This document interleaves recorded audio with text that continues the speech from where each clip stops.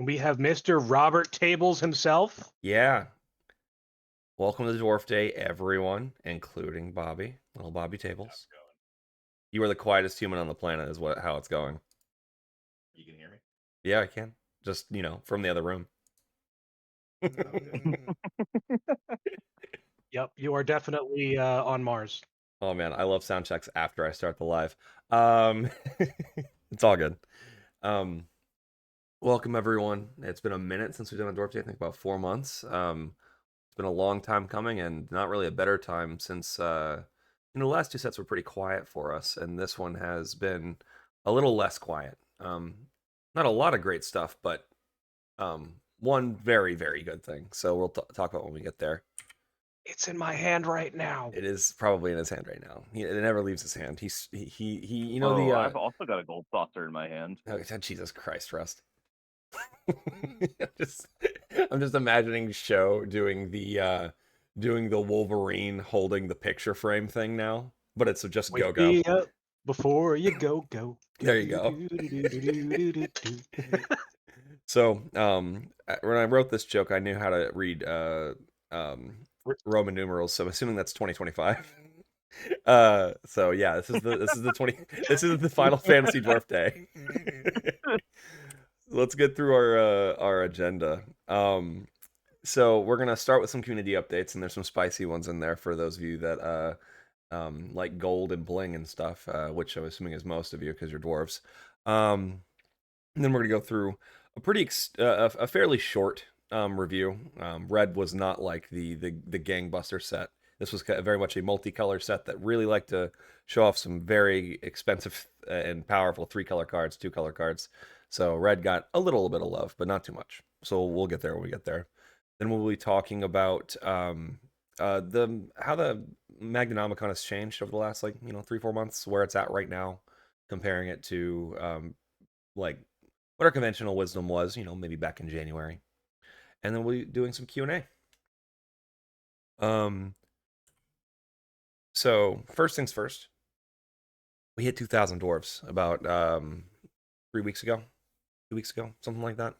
Not only is that phenomenal for just how the rate of growth we've seen, it marks another K in the books, and it also marks another giveaway that we'll be doing. We'll talk about that in a few minutes. The next thing I wanted to talk about was the Merchants Square Forum. A lot of people may be aware that it exists, but don't know what we use it for. It's a pretty helpful little spot that artists in the community, people that do either do altars or do token art or playmats like Mr. Kenry Ang in this picture you'll see. They're working on a playmat right now. They're just putting it together and hopefully selling it to us when it's done. But they do progress updates in there, and it's an awesome piece already, and it's only getting better. So that's an option that we can use it for. Dwarves that want to get rid of bling. I know Bobby here, for example, is defoiling his deck, so there is always the opportunity for dwarves that want to make sure other dwarves get things. If they're offloading some element of their collection that's dwarf related, they can always just do a buy sell trade in there. Be safe, be smart, but dwarves are good people, so don't judge me. I mean, okay, Bobby's not a good person. I won't judge. He's right. Damn. Quote. Yeah, no, yeah, please. This is very much a I think Coolsville sucks kind of moment. The last thing that's really awesome, and it would be great if we got a little bit more support and interest there, is the bundling. I know at least me and Trenby do it, and Reactive does it a little bit, but we have contact with artists and their agents, and we talk to them on a pretty regular basis. People that the artists that put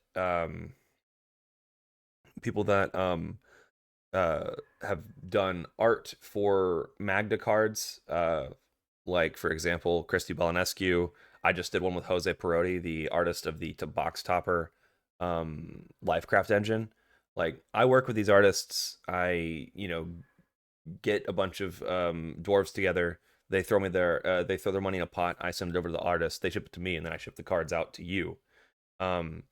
It's great when a bunch of people get in on that, because it feels like it's worth the effort to get it. And also it's easier on those artists who don't normally do conventions. They live out of the country, or they otherwise just don't think it's worth the effort to do like one-off selling signatures and proofs and whatnot. If you get in on that, the larger the volume, the more it feels like it's worth managing for the people that do the bundling, and for the artist that makes a larger chunk of change in one time. So that's something that we do, or some of us do. You can tag yourself as a Dwarven merchant if you want to be in the role selection area of the server. If you want to be like flagged and tagged when a new opportunity arises. So if you're interested in bling, like AP, signature cards, all that signed cards, check it out. It's somewhat related. It's time for bling. So I've had a lot of awesome people throw me cards, and obviously a couple weeks ago, about a month ago, I did the fundraiser for the Magda token reprint, and the vast majority of those are going to be given away, and I'll show you how. I'm going to be putting together foil packs of the remaining foil tokens with some signed cards or APs. So right here we have these are the foil ones. These tokens are gonna be foil, and the cards here are as described. A signed Clock of Omens, a AP Holdout Settlement, and an AP 3-tree mascot for all of you. Most of these are gonna be like staples, so things are gonna be in here. Hey Bobby, you want to do a mic check real quick?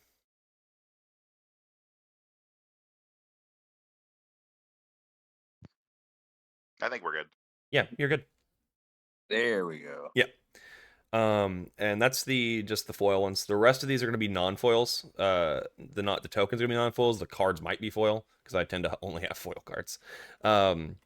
So you'll see the kind of what I'm talking about. We have a double signed Pinnacle Monk, or single signed Pinnacle Monk, a shadow signed 3-tree, a Simian Spirit Guide signed, Clown Robot, Dead and Gone, Burner Rocket AP. I have one last Return the Favor AP, 3 foil signed RTFs, and then 3 non-foil signed RTFs. I spent a long of time with Eli at the last art show I went to. He signed a lot of stuff for me. And then last but not least, we have a few token packs, because I had more tokens than bling to give away. So how do you get entered into that? To win these, I'm going to throw up a poll, or not a poll, a Google form after the show, and it's going to be up from now until end of next weekend, so like Sunday. And I'll just draw, get your message you directly, get your information, and then once I get these tokens in hand, because they're still being produced, I will be putting those giveaway packs together and then shipping them out to you with tracking. So that's just my way of giving back to this awesome community. And obviously, this was a group effort. Bobby and I think Trenby also threw some cards into the pot to give away, and obviously all the wonderful dwarves that overpaid on their treasure tokens so that other people could get treasure tokens. Those people are also wonderful, and I'm thankful for them. And they will also be getting their treasure tokens once they're produced and shipped to me. Did I miss anything on the giveaway, guys? Is that everything?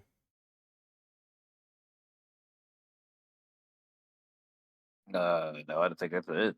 All right. I think that's it, man. All right. Some of that stuff looks pretty cool. Yep. USPS needs to be held accountable. Yes. We'll raid their offices if our bling goes missing. That's funny. Yeah. I need to see this. Need to say this. I have 100% shipping rate because I shipped something to Itchy over there. I think in January, and in May it got to him. He's all the way over in Southeast Asia. And we thought, oh, that's just gone, and it got to him. So I still have 100% shipping rate. We both of us were like, damn, that just sucks. And it got to him, and the cards were still fine. So track record is impeccable. Oh yeah, now he just ordered a bunch of cards. See, that's the problem there. All right, I'm not going to go through these because we have a pretty stacked day, and I don't want to be here until 5 p.m. Me either. I have other shit I gotta do. Yeah. Both me and Show have a pretty stacked day, so we're gonna run through. Just congratulations, generally, to all these awesome dwarves who won their either won their tournaments, got in top 4, got in top 16. All these people are top cuts and within the last month and a half or so. So. Anyone want a Lumra? Yeah, you can ship it back to me. I don't have one yet. And I run the Discord. So yeah, congratulations to these folks. Let's get into the next. New card review. Final Fantasy's been out for, I don't know, fully spoiled for like 3 weeks now. And we've gotten some time to play, got some time to test. And largely these we're not testing, but here's our list. We got Fire Magic, Gogo, Bahamut, Golden Saucer, Fire Crystal, the Regalia, Yuffie, and Vaan. What's Vaan's name? Oh, I guess we didn't actually put Vaan in. That's fine. We weren't actually testing it. It was a temporary thought. All right, so Fire Magic. You ready to jump into reviews, Show? Give me 2 minutes. Keep talking. All right. Sorry. That's fine. Fire Magic's pretty simple. We don't like board wipes that much. Sometimes we can. Yeah, no. I don't even know if it's that great card for Vivi. It just has Vivi on it. I mean, I guess she's probably big enough to not care. Scaling and modal burn spells are pretty good. For those of you listening, Fire Magic is a red and an instant. It is a tiered instant spell. The 0 extra cost is deal 1 damage to each creature. The 2 extra cost is 2 damage, and the 5 extra cost is 3 damage to each creature. So you can choose one of those and pick your tier. But yeah, for us, like for those of us that are great, Delayed Blast Fireball is like more or less a flex slot, as is Blasphemous Act, and both of those do a lot more for us in different ways. That Fire Magic feels like you're either sandbagging so you don't blow yourself out, or blowing yourself out just to get like incidental board wipe advantage, like you think you're gonna break parity on it when you probably aren't. Oh yeah, I would love to see Tywakeen and CDH. More Boros decks, please. So yeah, it's just 3 manage for a deal 2 to everything is just not exactly where we want to be. When you could play Delayed Blast Fireball, do 2 damage to everything that's not yours. Like, what are you taking out for this? Do you need a third, like, mediocre, symmetrical board wipe? I don't think so. Anyone else have any thoughts on Fire Magic? The big thing too is that you could pay. It's kind of got the great train heist problem of you just dump all of your mana into this and somebody mental missteps it. Yeah, it is very missteppable. That's true. I didn't even think about that. Yeah, you kind of want more. You just kind of want to do more for your card slot. It's really that. The rate isn't even that bad, and especially since it's so modal. It's just We like our shit way too much to be paying 3 mana to kill it. Agreed. All right, you ready to go to the next one? Because this is the big one. 1 second. Let me actually exit my video game. Okay. Wow. Gaming? Excuse me? Gaming. Hey, it's a big weekend for me, man. Is it? Let's move on. Is it PoE? Yeah, it's PoE reset. Okay. Oh, Okay. I I hear thought he you. was CEO gaming. That's really funny. Okay, That's let's move on to Gogo. Yeah. All right. So Gogo Mysterious Mime. I'm gonna read it out. It's our boy. Our honorary dwarf. He's a 3 and a red for a legendary creature wizard. At the beginning of combat on your turn, you may have Gogo become a copy of another target creature you control until end of turn, except its name is Gogo Mysterious Mime. If you do, Gogo and that creature each get +2/+0 and gain haste until end of turn and attack this turn if able. So, this card is the best. Correct. It's better than Lifecraft Engine. I'm gonna go so far. That's a big say. I'm not sure that it's better than Lifecraft Engine as far as like what it can do for the deck. Like this helps a lot, but being able to win through Grafdigger's Cage and some other scenarios is not something that you can underrate. I definitely think this is like top 3 cards we've ever gotten for the deck. Yeah. Probably.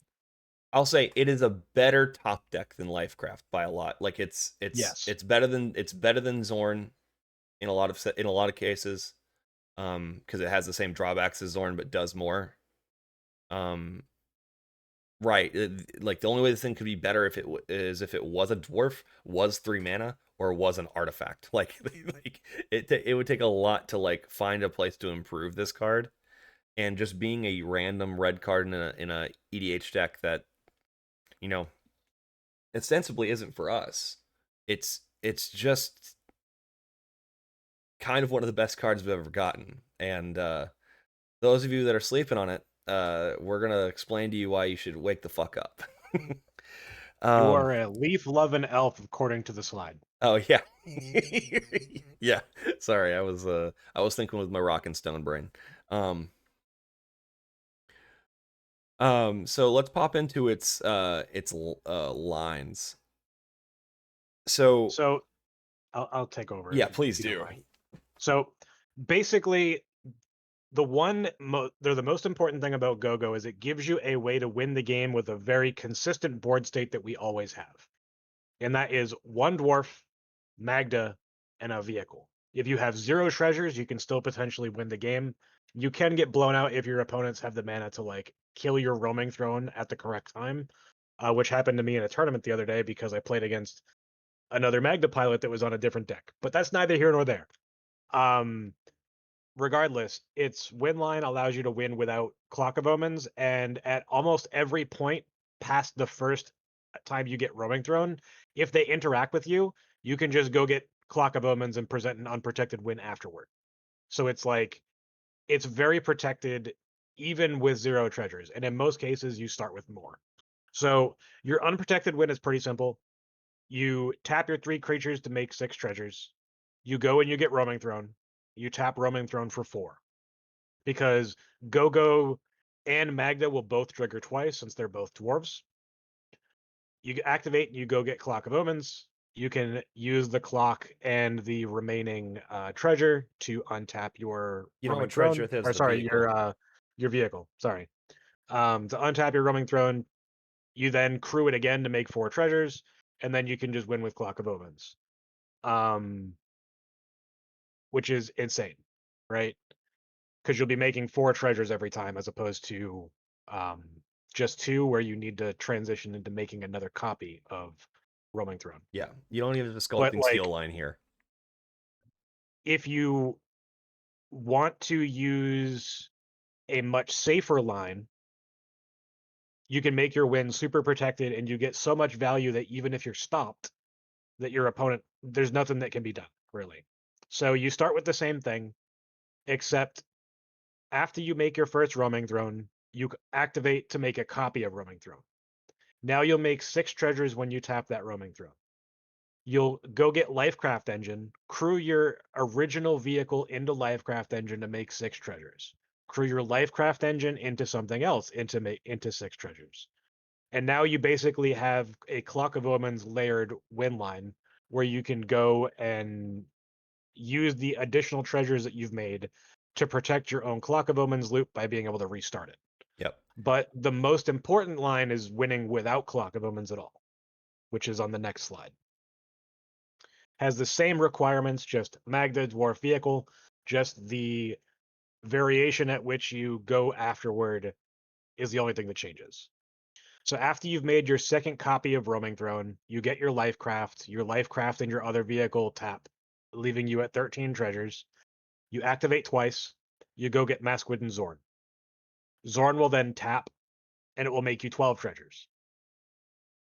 And then you can go get Battered Golem, or you can get Barkform Harvester and Twin Shot Sniper, because Twin Shot Sniper will then be able to ETB 3 times, killing itself, allowing you to make infinite treasures. And then once you have infinite treasures, you can do other loops to win the game from there, usually with Plundering Barbarian, or whatever else that you want to do. There are a couple variations of it that are both discussed in the Magdanomicon at some point. But the fact that you can transition from no treasures at all to, haha, I have every piece of value in my deck, is really stupid, even if you get stopped. Right. Think about how we use Bottle Cap Blast, like in a main phase kind of sense. Yeah. It is as I should say, like out of nowhere gotcha. You don't have to politic around it, kind to make it sure it resolves, because you can start from literally 0. You can spend all of your treasures from previous turns to cast it and still get there.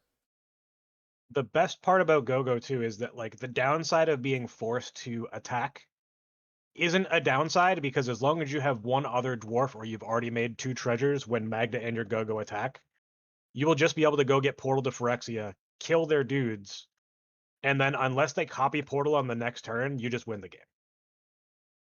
Right. And it's not as consistent as they would like it to be. Yeah.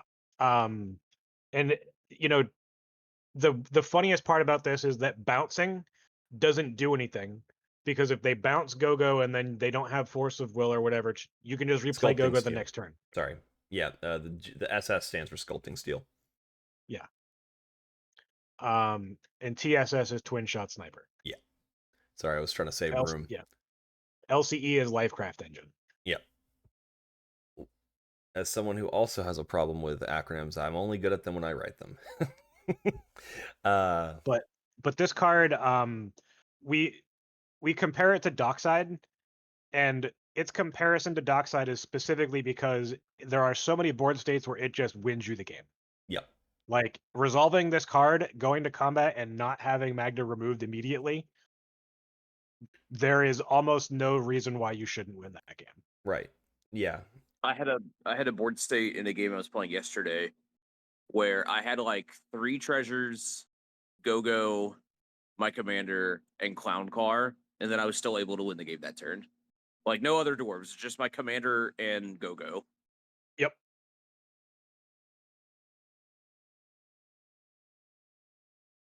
It is definitely the best card we've gotten since Roaming Throne. Because of the value that you have for Lifecraft Engine baseline and it getting you out of Bowmaster range and some other stuff, I still edged that out over Gogo as far as the second best card. Because it's also tutorable, which Gogo is not. Right. So, yeah. Aaron, Speaking of tutorable, there's like secret hidden value in Gogo being natively a 2/2, because then that means Imperial Recruiter can just be a second Gogo. 7 mana Gogo is a lot worse than 4 mana Gogo. Yes. But Imperial Recruiter can also pivot into getting you an artifact dwarf. It can That's like true. It can get you a land. This with Pinnacle Monk, yeah. But like Imperial Recruiter specifically, it has gone up a lot in value, in my opinion, with the printing of this card. With how much people are playing Oppo as well, Imperial Recruiter lets you go, okay, ETB, go get Twin Shot Sniper, and now you have removal for when you try to go off the next turn. Yeah. Like there's a lot of extra value in Imperial Recruiter that isn't just, do whatever. Obviously Oppo would stop you from doing the Imperial Recruiter thing, so hopefully you do it before the opposition agent comes down. But there are plenty of other things that, stop us from winning that don't stop us from searching. That do still die to Twin Shot. So Right. I just wanted to point out what Aaron had asked. He asked if this makes Gogo makes the target kind of a lightning rod moment where Magda's just going to get killed in response to the Gogo target at the beginning of combat. Sure, but and yeah, you have to think about it this way: is that you basically just paid the 4 mana for Magda's second activation or being recast preemptively, knowing that it was going to get removed. And then the following turn when Magda is replayed, because the trigger doesn't resolve, Gogo is not required to attack. So you replay Magda and then just win the following turn unless they have an answer again. right. Yeah, And unless they remove Gogo specifically, they have to keep removing your commander every single turn of the game that you cast it afterwards. Yep. And if they're removing Magda, you're still making treasures, right? Right. Well, if they remove Gogo, you're still making treasures. That's the important part, is that the Gogo trigger needs to resolve in order for like you to be forced to attack, and you also need to not have a vehicle that you can crew beforehand. So like it's a very niche scenario where you're going to be losing your Magda on top of your Gogo because of the removal and all that stuff. But again, if Magda gets removed, Gogo just lets you replay it for 4 the following turn, and then Gogo is there. And Yep. if Gogo gets removed, then it's you basically saying, okay, I paid 4 for this thing. I stopped their removal from being used on Magda that would stop me from comboing off. And yeah, they're like, it's preemptive removal. And the other really important thing about Gogo is that you don't need Magda. You can use Gloin, you can use Gimli, you can use Professional Facebreaker. Mm-hmm. Like all of these things are other ways that you can generate treasures Mhm. without Magda in play. And good luck blocking a 5/3 in Gloin, or good luck blocking, a 4/3 Facebreaker that has Menace. 2 of those attacking, like you can make a lot of treasures depending on the board states, and especially with the meta going a little bit more turbo oriented, they're not going to be willing to just throw their creatures in front of you for the most part if they're like a deck that's playing Gaia's Cradle or relying on Gaia's Cradle, or if they're playing Rogsai or Vivi or or Ral or whatever. Like they don't have the creatures that they can just afford to not get hit in the face. Yeah. And their hands are just going to be greedier. They're going to have less spot removal. It's just the nature of the format speeding up. They're just trying to jam. And if they don't have what they need to stop a Gogo, they're just going to lose. The important part about Gogo to me is it's an inflection point that has less answers than like a Bottle Cap Blast Right. or a Great Train Heist. Right. So like the inflection point that you're generating says have removal now for Gogo specifically, or I present win 2 turns in a row. Right. We get to pretend to be Rogsai for a couple turns. Yeah. All right. So for those of you that did not get enough of Show explaining it, he explains it some more. Oh, that's my picture. Yeah. Yep. Yep. Russ is nothing if not a meme lord. So yeah, he's got a how long would you say the video is? Like 10-15 minutes? Not like that. I Yeah. think that there's one that's 20 minutes, and then this one is like 12 minutes, because I go over like a lot more of the stuff in the one that's in the primer. Yep. Well, if you need it, it's there. So let's move on to the cards Also, we're not. Go ahead. Surge Foil of Gogo looks sick. Yeah, so. all Surge Foils look pretty good. But yeah, no, that one especially. This is your reminder to find another card buying website for your Surge Foils. Card Kingdom, Troll and Toad, Cool Stuff Inc. I know their stock is kind of garbage, but you know, they're not Union Busters. So Anyway, Magic. anyway, Magic, yeah. Yep. Summon Bahamut. Go ahead, Drew. Yeah. I just wanted to say the name. Yeah, okay. Yeah, summon Bahamut. It's it's a 9-mana enchantment creature, Saga Dragon. Say that 4 times fast. It's got 4 chapters. Its first 2 chapters are the same. Destroy up to 1 non-land permanent. That sounds a lot like something we might play. The 3rd chapter is draw 2 cards. That's okay. And the 4th chapter is this creature deals damage equal to the total mana value of other permanents you control to each opponent. That does say win the game on it to a certain extent, but do we want to wait 4 turns for the ability to do so? Oh, it's also a 9/9 flyer. So like, you know, there's a lot of cool stuff stapled onto this card. But the biggest problem with this card in general, as far as like being a quote unquote replacement for Spine of Isha, which is what everyone saw when they saw a colorless thing that says 9 in the cost center and says destroy up to 1 target non-land permanent. Oh, this is another Spine. It's not searchable through Grafdigger's Cage, which is very important. Grafdigger's Cage is still one of the evergreen cards in our deck and something we use proactively to stop a breach deck or any number of other style of wins. And it just doesn't go through it. Like it doesn't remove it, and you can't use it to remove it, and you can't fetch it to remove something else through Graph's Cage. So its stocks are a lot lower. It's just, if you're not on Grafdigger's Cage, I might play it, right? But I don't know that you shouldn't be on Grafdigger's Cage at this point. I think that's a pretty still pretty much an auto include due to its fetch ability and its Urza Saga ability and like the meta as it stands right now. I don't think as we get more turbo-y, we're gonna lose, like the stocks on Grafdigger's Cage are gonna go down. They're gonna go up, in my opinion. There's 2 notes here I want to just point out with Bahamut, if you don't mind. Yeah, please. 1, it's not Spine because Spine can nuke a land, so it can get rid of Cradle. Mm-hmm. And 2, because it's a creature, it can be draked and it can be cloned, in which case the clone is going to nuke the original Bahamut, and now you've given them something pretty bad. I don't think it's playable. I agree. In the couple test games that I played with it, it got metamorphed twice and blew me out. Yeah. So I mean that's very bad That's RNG, obviously, funny. but you know, especially in the Northeast, like a lot of people play Drake, a lot of people play, you know, decks that are playing your clone shenanigans. We're in So- Kinnan country. Yeah. I mean, there's less Kinnan now than there is Rog Thras, but there's definitely a lot of Kinnan still. Right. It's blue green creature stuff and like Clone City. Like I feel like the amount of clones they've just increased over time and increased the number of kinds of permanents that can change. We're probably seeing more copy artifact than we were 6 months ago, and that still hits this. That would feel pretty bad to get copy enchantmented and lose your Bahamut to their Bahamut.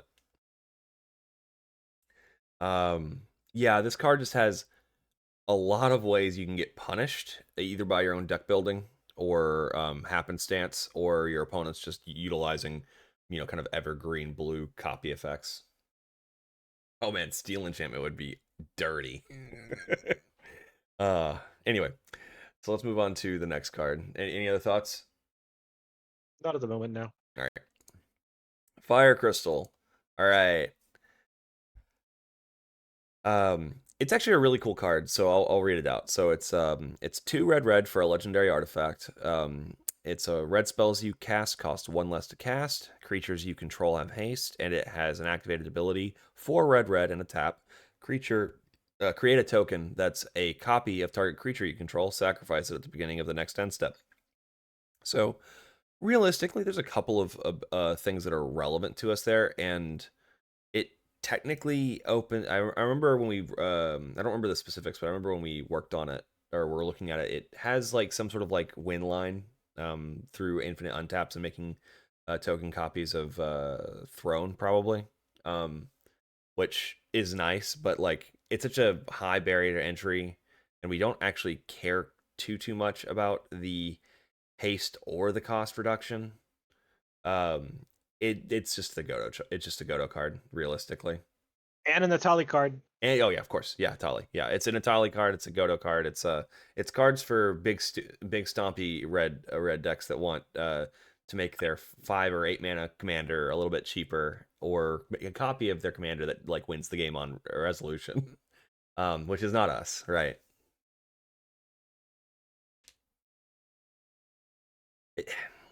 I don't know if Atali wants it. It's 4 mana. I don't know what Atali's like largest clone is. Like it's basically 10 mana for a copy. And she doesn't really It's care. over 2 turns, but like you're gonna have Atali on the field almost always, because unless it's just pathed or something, it should be there. Yeah. And they play a density of literally everything that copies it in red.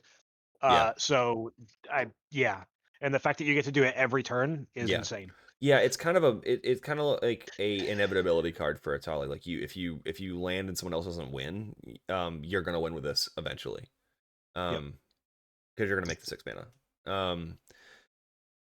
But for us, we have vanishingly few cards that we care about that are, we wouldn't just rather play that card instead of playing a cost reducer, and we certainly don't want to pay 10 mana for a copy effect. We had a hard time paying 2 mana for a 2 mana for a repeatable or a non-creature Molten duplication. Yeah, molten dupe. Yeah.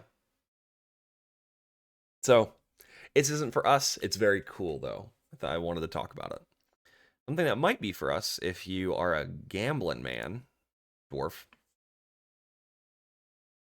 I like my sure money, but other people are going to disagree. So we have the Golden Saucer here. It's a land town. It has tap for a colorless, 2 and a tap, flip a coin. If you win the flip, create a treasure token.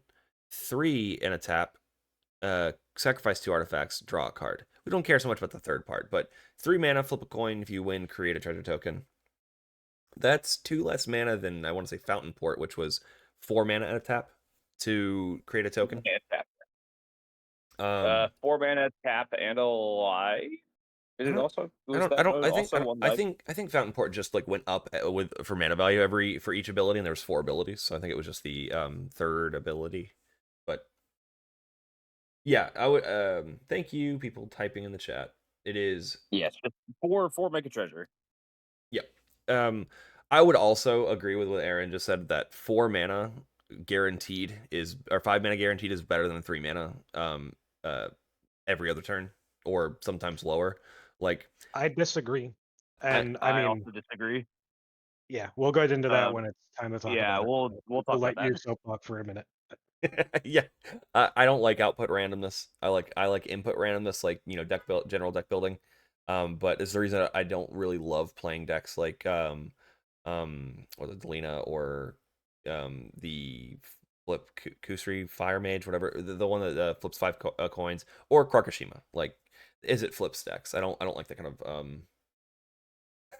I don't really care for those. It's not a game a style of gameplay that I'm interested in, and just like really increasing the amount of or decreasing the amount of control I have over resolution of like a line. But I will pass it over to people that think it's a little bit better, and I'm not saying it can't be good. I'm just saying that it's very feast or famine, obviously. Russ, give us your thoughts. So with this card specifically, the way that or at least for my play style, is I tend to be a little bit more restrained with casting my spells. So I'm always going to have a couple mana open every turn. And the big problem with Fountain Port was that that's a lot of mana to leave open. Plus, the other modes were not super relevant. But as far as the Golden Saucer goes, I think in the playtesting so far, I have activated Golden Saucer more times than I ever acted Fountain Port, and it's been in the deck for like substantially less time. The big thing with that is that like if you have your extra mana that you're saving on like interaction, and then it gets to right before your turn, it's not always correct to just kind of flip the coin, because especially in the current meta that we're in right now, people might just be waiting for you to tap out. So you kind of have to be wary about what your opponents are doing, and kind of aware of their game plan specifically, because as soon as you tap out and they try to go for something, well, you probably shouldn't have gone to the club. But in the games that I have seen the Golden Saucer, it's been an all-star. I should probably go hit up Oklahoma and Louisiana pretty soon. That's all I'm saying. But You going to Shreveport? yes. So the one important thing about this card is that because if you think about it as the same as Fountain Port, where you're required to have up 5 mana, that 5 mana now represents both a removal spell or an interaction spell, like a Tybalt's Trickery, plus an activation of this. So even if you have to wait until your opponent's end step to activate it so that your opponents can think that you don't have anything, then maybe you do.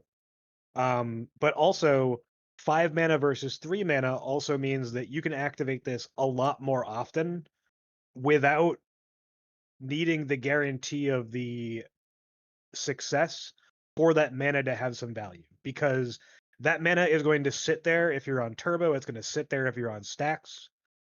So in those cases, you're going to get a lot more value out of this than you would out of Fountain Port, because you just have so many games where earlier in the game 50-50ing a treasure makes more of a difference. I mean, I have definitely played a bunch of games with this card where it was a mana sink. It was a way for me not to take mana burn. Is essentially the only thing that it did. I've had the games where it made like 1, maybe 2 treasures, and it's been pretty decent in that. And then I've also have been on the other side of things where I was hitting the 50-50s every time. I was unstoppable, and then the game was over because it made me like 8 treasures. Yeah. Especially, I think that if you are in a meta that likes to slow their games down, or you get targeted a lot, this is like a good card for that kind of stuff, because if you are just getting interacted with a lot, it gives you something to do outside of casting your commander. Yeah. And like I get it. If it works for you, it works for you. In the current list, what would you replace? What land would you replace? Show. Aside, I mean, 'cause you're not in cave, are you? It depends. I don't have the Magdanomicon up, and I'm actually probably going to put this in. Me personally, I cut Volatile Vault. I don't think that you should be cutting Volatile Vault in the current meta. Oh my god. So what are the crack places where you live? It's got to be like flowing like water. Okay, yeah, so like, hear me out, right? I will. Dealing with Cradle is not my problem. Sucks to suck. I completely agree with that. But I still think that if we're valuing treasure generation as well, that Volatile Vault is good. In most variants of Magda right now, you can afford to go down 1 mountain. I don't think that I would suggest it most of the time, but the value on this is pretty high. But yeah, maybe Volatile Vault is the only thing that you could potentially cut if you only want to cut a colorless land. So I can't cut any more mountains, brother. No, you can't. Yeah, you can. Just send those sweet gurus out to me. That's really funny. I will just say something it's not written down here, and it probably should be, is that this can crack your Graph's Cage, so you can pop off. It is not a. It is a Graf's Cage and a treasure, and you can go search something. Tutor out your roaming throne if you're under Graf's Cage. So that's like not nothing. It is 4 mana, but it is not nothing.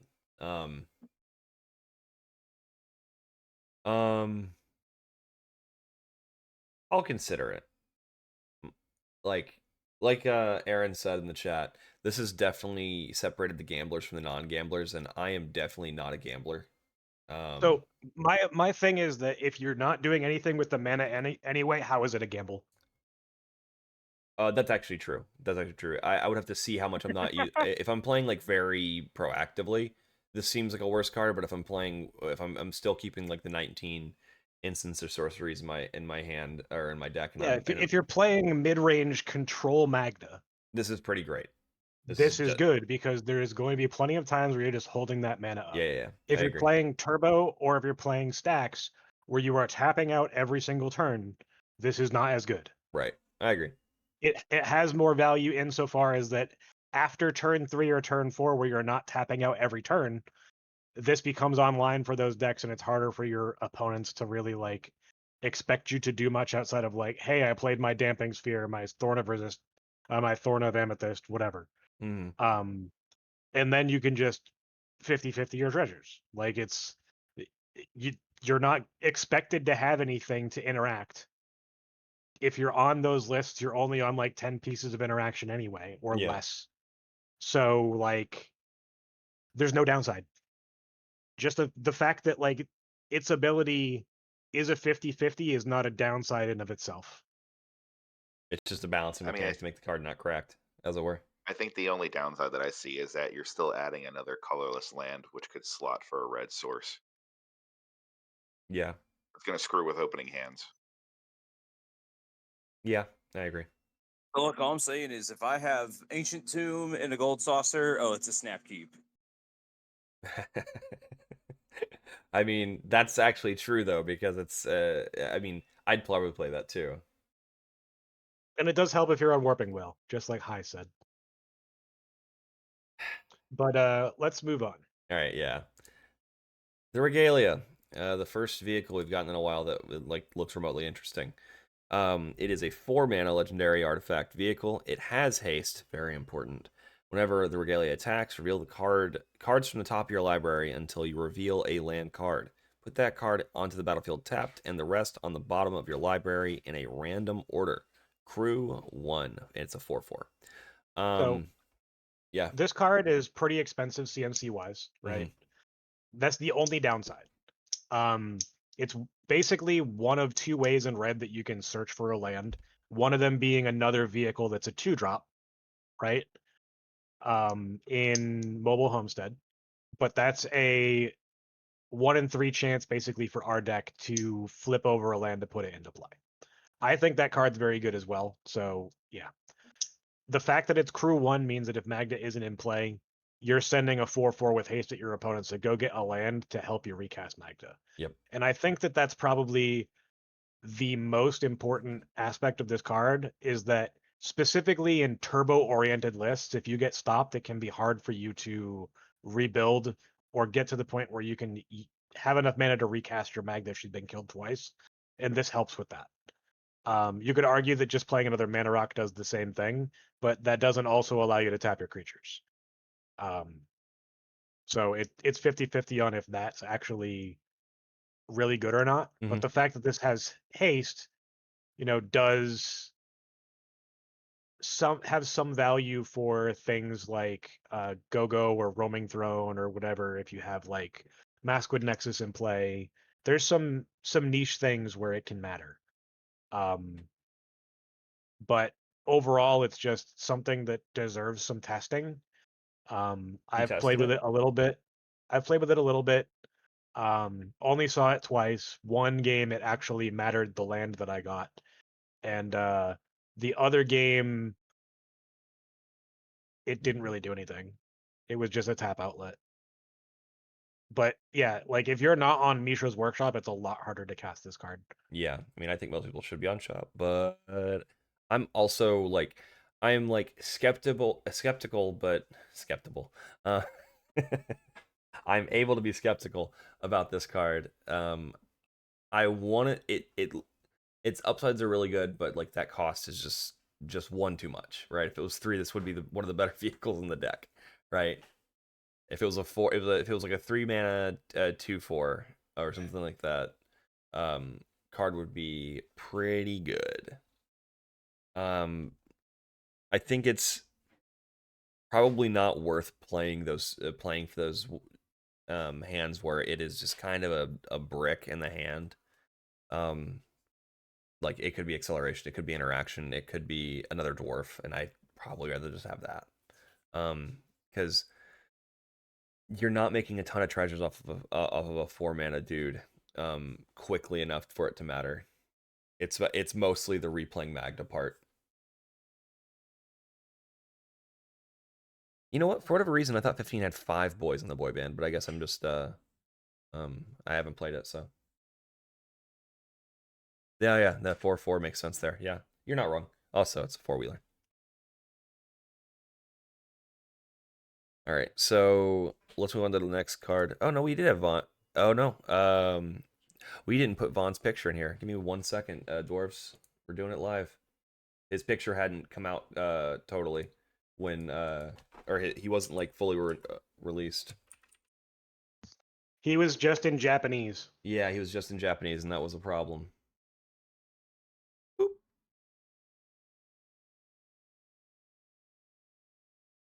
Not want to do it. Please tell me you're just putting Captain Lannery Storm on the screen. No. Don't know why it's not doing it. Normally I just drag the card over and it does the thing. There it is. Yeah. We didn't actually know his full name yet. I'll add that back in on the top. But for those of you that don't know what this card does, it is Vaan Street Thief. It is a 3 mana 2/2 legendary creature human scout. Whenever one or more scouts, pirates, and or rogues you control deal combat damage to a player, exile a top card of that player's library. You may cast it. If you don't, create a treasure token. Whenever you cast a spell that you don't own, put a 1/1 counter on each scout, pirate, and rogue you control. I don't know that we have a dwarf rogue. I think that's a Dorgar, right? I think most of the dwarves don't have Vault Robber. Vault Robber, you're right. Yeah, it's just one though. Van with Maskwood is correct, but is he cracked enough at 3 mana, requiring another piece?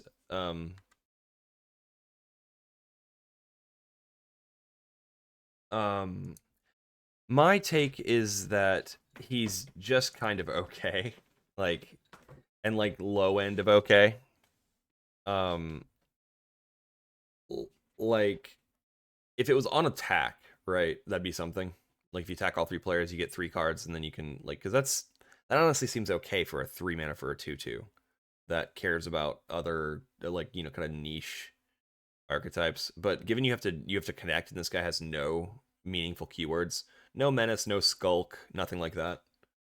Like he's not going to connect, and your Vault Robber is probably not going to connect either. And Vault Robber's very Vault Robber is a 1/3, I think, or a 2/2. So remind me. 1/3. Yeah, it's 1/3. Yeah, so 1/3 is 1/3 means he's gonna get chumped safely very often. So X2s are just gonna chump him. So like he just doesn't have a lot of synergy with the deck. Like the treasure text is nice. It's not a professional Facebreaker. We're not talking about anything in the same league as professional Facebreaker. And for 3 mana for a non-dwarf creature, I think you're talking like you need to be a Zorn or a professional Facebreaker to be like remotely worth considering in this deck. I'm not going to play it, but I do have a silver lining to mention. Yeah. It is legendary, so it does boost Gimli and can be tapped to relic. That is true. Like this practically everything can be from this set though. There's a lot of legends in Final Fantasy.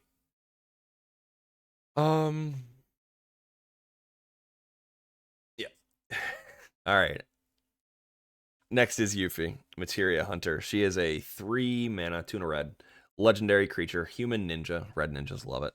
She's got ninjutsu for 1 and a red. If you don't know ninjutsu text, you return an unblocked attacker you control to hand. Put this card onto the battlefield from your hand, tapped and attacking.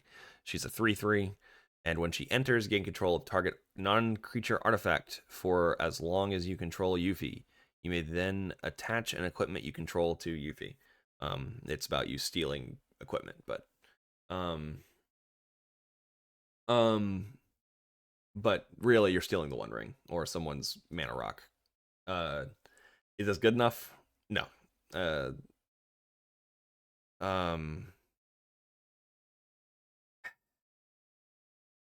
It can get you a Tor if you're lucky.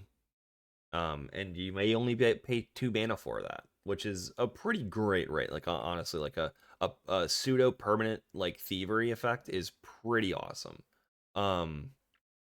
But it's going to be feast or famine whether we care about it, whether it's just going to be nice to have versus good to have, and you have to compare that to literally any other card you would want in the deck, which is to say a dwarf or robo-dwarf, acceleration, a stacks piece, interaction. Like if you're comparing it to all those other categories, I'm personally having a hard time seeing why you would waste time on this card. Not that it's a bad card, just like much like Fire Crystal, I don't think it's a bad card. I just don't think it's a card we care about. We don't care about stealing someone's One Ring all that much. That's my general take. What's everyone else think about it? Yeah, I think really the only other thing I could see this card doing is just surprising a player by bouncing a tapped dwarf that created a treasure to then let you main phase to recast the dwarf for another treasure. But beyond that, I think it's kind of limited. Yeah. I agree, and the only way that that's really a gotcha is if you have Clown Car in your hand and you're playing Clown Car X = 0 after main phase 1, or after your combat, I should say. And that's just Magical Christmas Land, because otherwise, why would you be attacking if you didn't have something that would either save it or do something like what Yuffie does? Yeah. And I don't think it's good. the only other upside to it is that it can take a metamorph, or it can take like something that someone made a copy of something else, like copying a Ristic Study or whatever, and then taking it from them is pretty funny. Metamorph is creature outside artifact. of that, there are other things that do it, right? There's one that's a artifact that copies anything that some people are playing. I forget the name of it. Okay. But either that, even then, like copying your opponent that made a copy of Kinnan, Yep. and now you take their Kinnan, and now your treasure's tapped for 2, and you can play the fucking God Pharaoh statue that's stuck in your hand, or the Portal of Phyrexia that's stuck in your hand. Like, those are things that do happen. But again, this is like Magical Christmas Land kind of scenario that is not going to come up very often. Yeah, agreed. I think this card is kind of doo-doo. I actually like Vaan more than Yuffie, honestly. I think they're both garbage. I think they're both garbage, but I think I like the one that says make a treasure on it better. Like Russ said, just play Cap and Lannery Storm, right? Yeah, I mean, unironically, if you're really about it. All right, moving on to the next section. That is all of our reviews. Red had scant few playables for Magda. Like we got 3.5 if you consider Bahamut, if you're really not on Graph's Cage. Yeah, this is and there will be a video. I can't see your name because I have streamer mode on, so you're just like your name starts with F. But the person who just asked, it's a review of the Magda playable cards.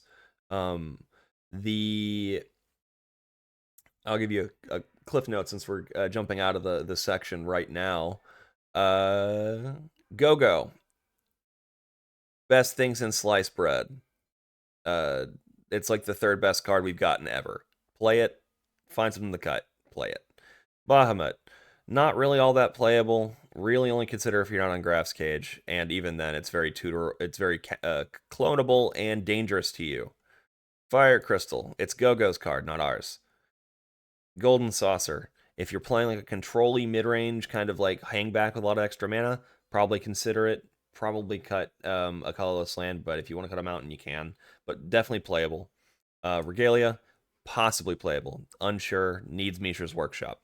And the rest is doo-doo garbage. Boom. And we're out. Hold on, real quick. Yeah. Did we not want to talk about starting town? Did we want to talk about starting town? I mean, we could. It's applicable to a deck that runs like Warping Whale and the like. We Okay, Russ, take your shot at starting town. All right, give me one sec. I actually don't like the card. I just know people were excited about it. Yeah, I think the card's bad. Okay, then I'm not. For Magus specifically. I'm absolutely not going to make a live chat. We'll talk about it. I do want to talk about it because I saw some people talking about like, oh, I can replace Tarnished Citadel with this, or I can replace, some other random colorless red source. Sure. That is in the Warping Whale variant. Gotcha. The reason I don't think that is because you want consistent mana. And a lot of the times, if your commander is getting removed and this is the land that you top deck outside of the first 3 turns, you're going to be pretty upset with it. Yep, I'm just going to put it up on the screen for the the kids. The other thing with it is that, like, to give it credit, there is an argument to be made that you should only really be deck building for the first 3 or 4 turns of the game anyway, since those are really the only ones that tend to matter. But, like, I don't know. I disagree with that. Yeah. I feel like I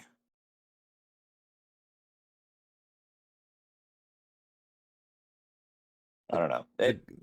The card it's a lot better in the decks like Rogsai, or the decks that don't care about having as much consistent mana. They're just trying to, like, make it as far as possible in the shortest amount of time possible.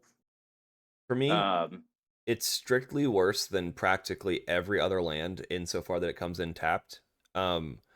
Save for the times that you both have Warping Whale in your hand in the first 3 turns and need to cast it in the first 3 turns. And at that point, I don't actually think it's that good. And honestly, I don't even think it's better than Tarnished Citadel. I'd rather lose the life and have the mana on turn 4, bluntly.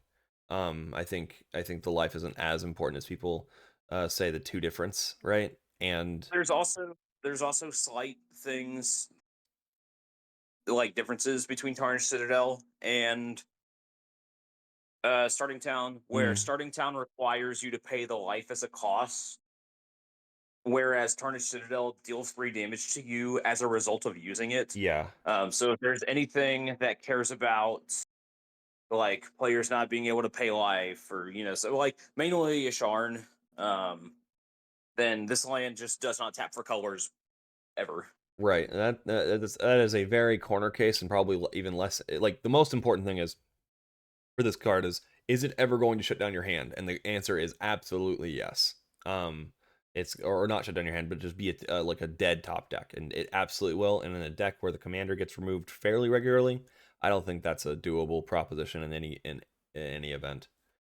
So let me pop on to the next topic, which is like I said, I just saw some people talking about it, wanted to make sure that we kind of covered it. That's fine, absolutely.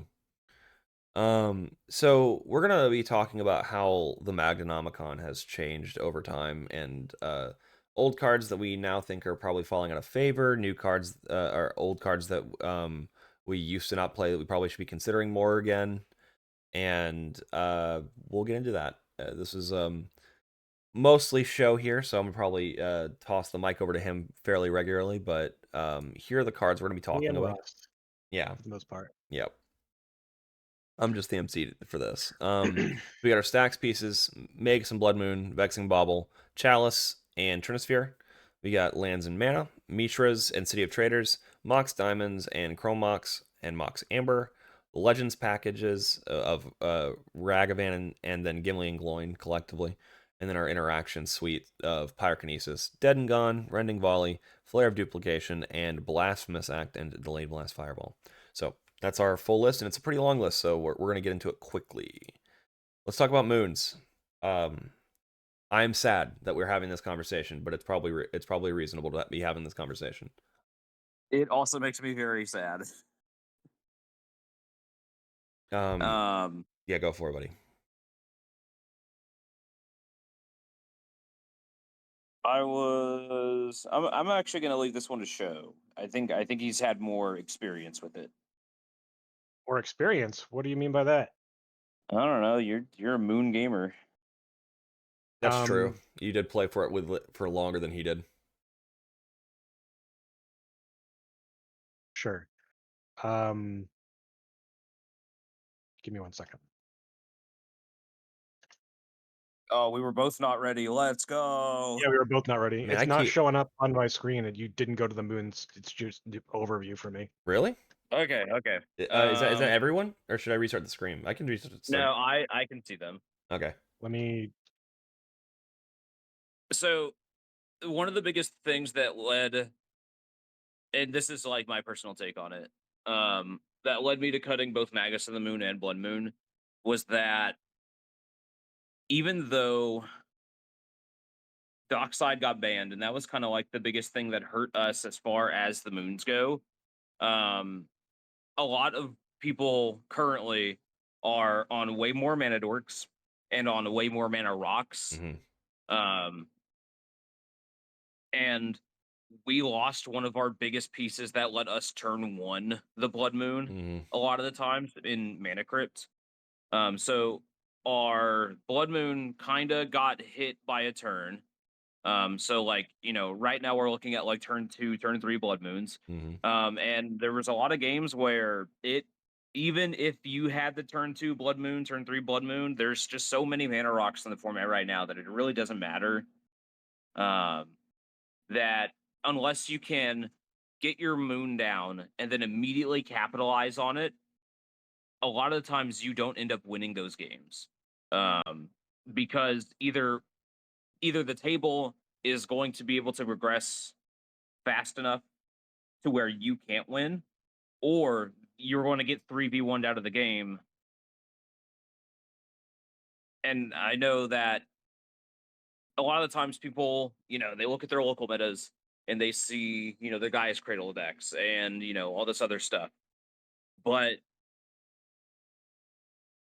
I don't know, there's something specifically about the moons that unless you are winning within a couple turns, and even then that might be too slow. There's just a lot of stuff that gets around it that's in the meta right now. And I think that there's a lot of small factors that lead to the big change of cutting the moons, in my opinion. In my area, there's a lot of strong players, and with the uptick in Rogthras, people are seeing a couple basic lands in their deck because of the shenanigans with Earthcraft. And that also prompted other people to start playing more basics, because that's also one way that they get around Magus of the Moon and Blood Moon and still have at least 1 pip available to them early game that they need. And if you're playing against any deck that plays a basic and they don't go and get a basic for their first search, they're kind of disrespecting you in a way. Yeah. Where they're just like, you don't have it. Or I am not worried about Magus of the Moon because I have something else available that will make the mana that I need. And then at that point, like Drew said and Russ said, there's not much that you can do. And personally, let's take my last 5 tournaments as an example. I cast this card or one of these cards successfully once. The other two times that I played it, Magus of the Moon was bounced to hand with Into the Floodmaw the turn it came down, which actually in one game stopped or prevented me from getting to a point where I could win, because my opponents no longer had interaction for another deck's creature combo. Mm-hmm. And then the other game, it just time walked me and I couldn't do anything about it. Every other time that I've seen this card, or the third game, it came down and I just ran the game over, right? That happens very often where like you get down a turn 2 Magus, turn 2 Blood Moon. If your opponents are greedy and they keep greedy hands, you just walk to a win, right? That's just how it works. But if any person of the three does not keep a greedy hand, your Magus is not enough to get you to the win. Like Russ was saying. And it's kind of a catch-22 because if they're playing greedy, they're going. If someone's playing greedy and it's their only counter, they have one protection counter spell. They're like, I can't play the game if you play this. They're just going to counter it or remove it. Right. And that means now the second person playing greedy just gets to pop off. Yep. And I've had people literally tell me that when I cast this, or because like before I cast Magus specifically, I will always say I am thinking about casting this card. If Force of Will is the only card in your hand that is protection or protection, a counter spell that can deal with another opponent's win, as in if you're seat 3, seat 4 in turn order behind me specifically. Yeah. Show me and we'll talk about not playing this card because I don't want to throw the game. I don't want you to feel like you have to counter this, otherwise you don't get to participate. Because every time that I play this and it does get countered, they all say what Drew said. If this resolves, I can't participate in the game. And there's also the situation where like there were two decks back when Dockside was huge that we were really worried about it, like super worried about it, like having like a lopsided impact on the table.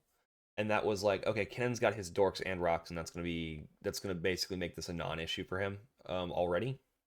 And secondly, like the Malcolm Red style decks that just either played Docksiders, made Traitors, or whatever. And they didn't get to have to care. The problem with that is that like with the way Sultai is going and the way that Bant Plus is going these days, everything feels a bit more like a Kinnan deck right now. And like you're not having the effect you need while also, lopsiding the table towards a player that can still develop. Russ should just be able to speak. He's the Sorry, I got pulled into a work call. You're good. I was looking for crack. Sorry, my bad. But yeah, there's a burning low.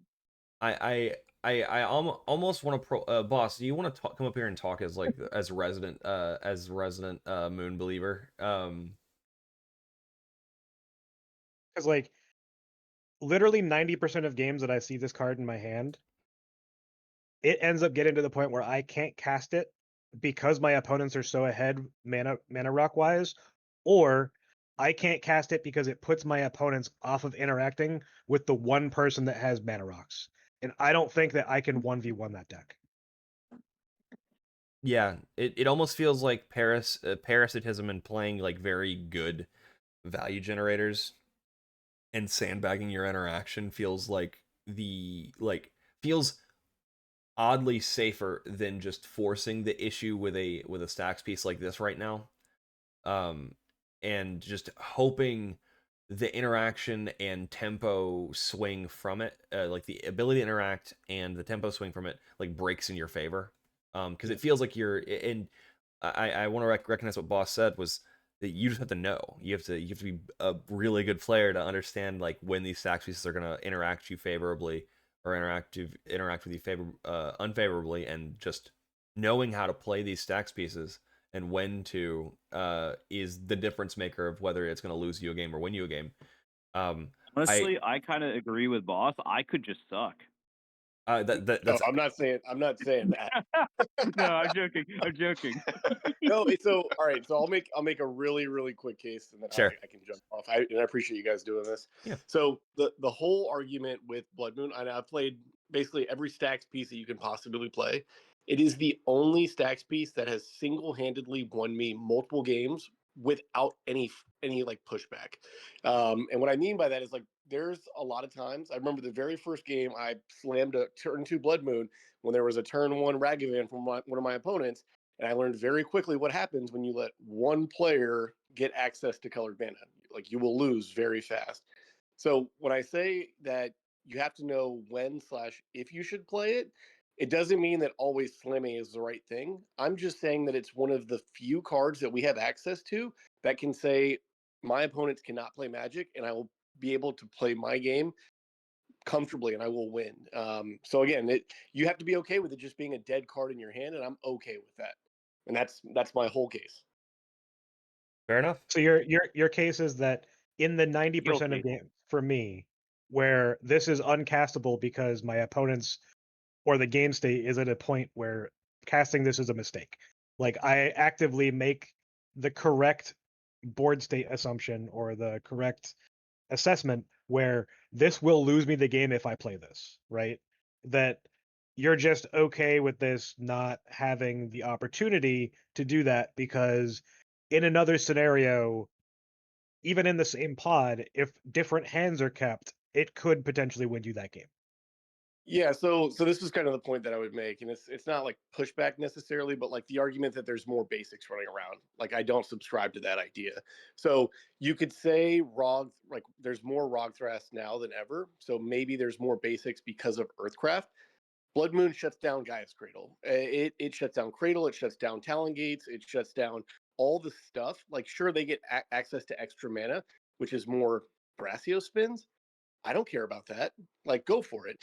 Blue Farm gets absolutely hosed. That's the most, it's the highest meta share. It's the best deck in terms of overall wins when you factor in like good players versus just people picking up the deck because it's the best deck. It shuts down Rogsai, which you're going to see a ton more of in the coming weeks. Any 4-color deck isn't playing basic lands. You're not tutoring for basic lands. It just, the mana rocks is the big argument, or a treasure enabler. Like I had to play, so the last tournament that I played in where I did slam a Blood Moon and I won the game, I had to slam Blood Moon and know that I had interaction for a Malcolm that had made it onto the board, or that I knew was going to make it onto the board. And then I did that, and then it was fine. So like that's what I mean about like you got to know how you're going to follow up when you play the Moon. You can't just slam it and think you're going to win. You got to know like, all right, how do my opponents get out from underneath this? But this idea that there's more basic lands around and that means more people are going to get out is just not, I don't think it's super accurate. I think you got to look out for mana rocks and you got to look for early treasure generators like Ragavan, Malcolm, things like that. Again, it entirely depends on your meta because even like some of the Derevi players near me are also playing more basics with like Utopia Sprawl type effects because it gives them extra mana acceleration as well. So yeah, right, like it's not something that's not happening. It's just very meta specific as to if the decks that are playing more basics are relevant or not. Yeah, and making decisions for local meta is totally fine. I'm also trying to think of like large events where you can expect to see like a fairly representative sample of decks, not like Right. like in my area I've got a ton of turbo decks. But like even with that being said, I'm still not cutting Blood Moon because of like there being some Derevi decks showing up. No, Like that's not like the reason why you'd cut it. It's also like we are getting to the point where cutting anything is difficult, right? So like going off of this effect also gives you more wiggle room as to what your quote unquote flex slots are and how you can adapt the deck over time. Whereas if you're specifically running these cards, which I agree with you is definitely better in a blind meta if you don't know what you're going into. But there are even so there are some larger events where you know exactly what you're going to be playing against as far as like what players are showing up, their most consistent decks, what they're currently on. Like not everyone's Ian where they bring a different deck to every tournament, right? So like sure, Magus and Blood Moon are very good in situations where like I know that I'm playing in a large tournament where a significant amount of the metagame is going to be on 4-color decks. Like, that's definitely something to consider, right? But again, it also depends on you as a pilot. Like, you and I are comfortable, and Rust even is, comfortable sitting there and being able to assess the board state. Should we play this? Should we not? And it's just the difference of opinion of how often it sits in my hand or it ends up sitting in hand period is worth the value of the games that it can potentially warp. And it's just a difference in how much value you put on the 20% chance this card has like does the thing it's supposed to do. Yeah, I think like the last case that I would make for it, if I'm just gonna say like someone that's like on the fence about whether they should play this card or not, is that it is hands down the most powerful stacks effect you can play, and it doesn't come close. I would argue maybe D-Sphere is like, in terms of like effects I want, a turn 2 Magus, depending on seat order, is the most powerful thing you can do. That's all I'm gonna say. Like, especially if you play like City of Traitors and then you So- don't strip mine yourself, because I've done that a I couple. don't know. A turn 2 Ward of Bones is probably pretty good. The other thing I do want to, make a point of is that you went from being a hard stacks player to now almost a turbo player. And Magus and Blood Moon are still in your deck because you feel like they're the only stacks pieces worth keeping. Yeah, so that's all right. So I had this conversation yesterday, and I'll make it quick. I don't identify with any of the play styles. Every week, I play a different version of the deck. It's really just, I always ask myself, what am I trying to accomplish when I'm playing in an event, and what are the things that I'm looking out for? And it's usually like 3 things, and it's Bowmaster, Drannith, Oppo. Like this case, Drannith's gone, and Thrasios is the thing now. Yep. So again, it just depends. It's No, but what I'm saying is that your experience of you were primarily a stacks player for 2 years. No. I Right? only started playing in August. In Like August? literally I started playing CEDH in August. Because like you were from the time that you came up here, right? And a little bit before that, I remember your list was basically hard stacks. Just that Boston event in December, I was on like it was weird though. It wasn't really, that was turbo stacks because it had like Sphere and Thorn, but it had like Sticky Fingers and some other. I'm telling you, I just play random crap. That's the best way to do it, honestly. Seriously, it's just, what are you trying to do? I mean, like for a lot of the times it's like tempo plays. Like I like playing, it sounds bad. People would argue against it, but like a Dwarf on 1, a Sphere of Resistance on 2, and then Magda on 3. Like that actually was good enough a lot of the times, because it made it really tough for people to win through that. And then you're not super threatening because you've only got 1 or 2 treasures. So like, I'm not going to interact with Magda. So it just depends. But I'm off those effects right now because the issue with Rogthras is that they get so much mana so quickly that puts them out ahead. And there's a ton of Rogthras running around. Yep, I agree there. I mean, I like those cards, but it's like I'm not going to play them just because. So it's Right. that's So, like, the argument I mean about Blood Moon. It's like I don't look at Blood Moon on the same axis as Sphere and Thorn of Amethyst. I like those effects, but I think they aren't as powerful as Blood Moon is, and it also isn't applicable across all of the different decks that you might see in an event. Right. So, like, to Rust's point, he doesn't feel like it's our job to keep Rogthras or Cradle decks in general under our thumb. So, like, Magus of the Moon and Blood Moon are good for that, but that's not the purpose of the card. Right? I completely agree. I completely agree. I also agree with Rust's point. Like I'm not interacting with a Cradle deck because, like, I wouldn't cut Volatile Fault only because of the incidental you make a treasure. I think that's just that good. But the Magus is like incidentally deals with Cradle. I'm playing Magus for Blood Moon to cut off the 4-color blue farm type deck. Whatever.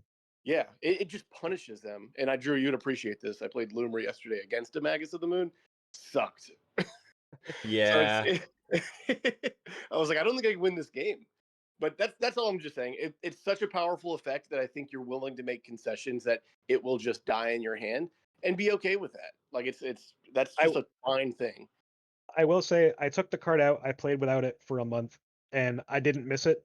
But my local meta in my last tournament had like 9 Cradle decks, and even though it's not my job to contain the Cradle deck, if there's 2 Cradle decks sitting at my table, I want a Magus of the Moon in my deck. Like, and your opponents will probably help fight to resolve it, depending on the decks. But I wouldn't say I played Blood Moon to stop Cradle decks. It's just nice that it stops Cradle decks. Exactly. So and even again, them having basics might actually be a good thing because it doesn't completely shut off interaction. You're just trying to stop their ability to win the game outright. Sure. I think that it's definitely a player preference card, and both versions of the deck function fine depending on what you value as a player.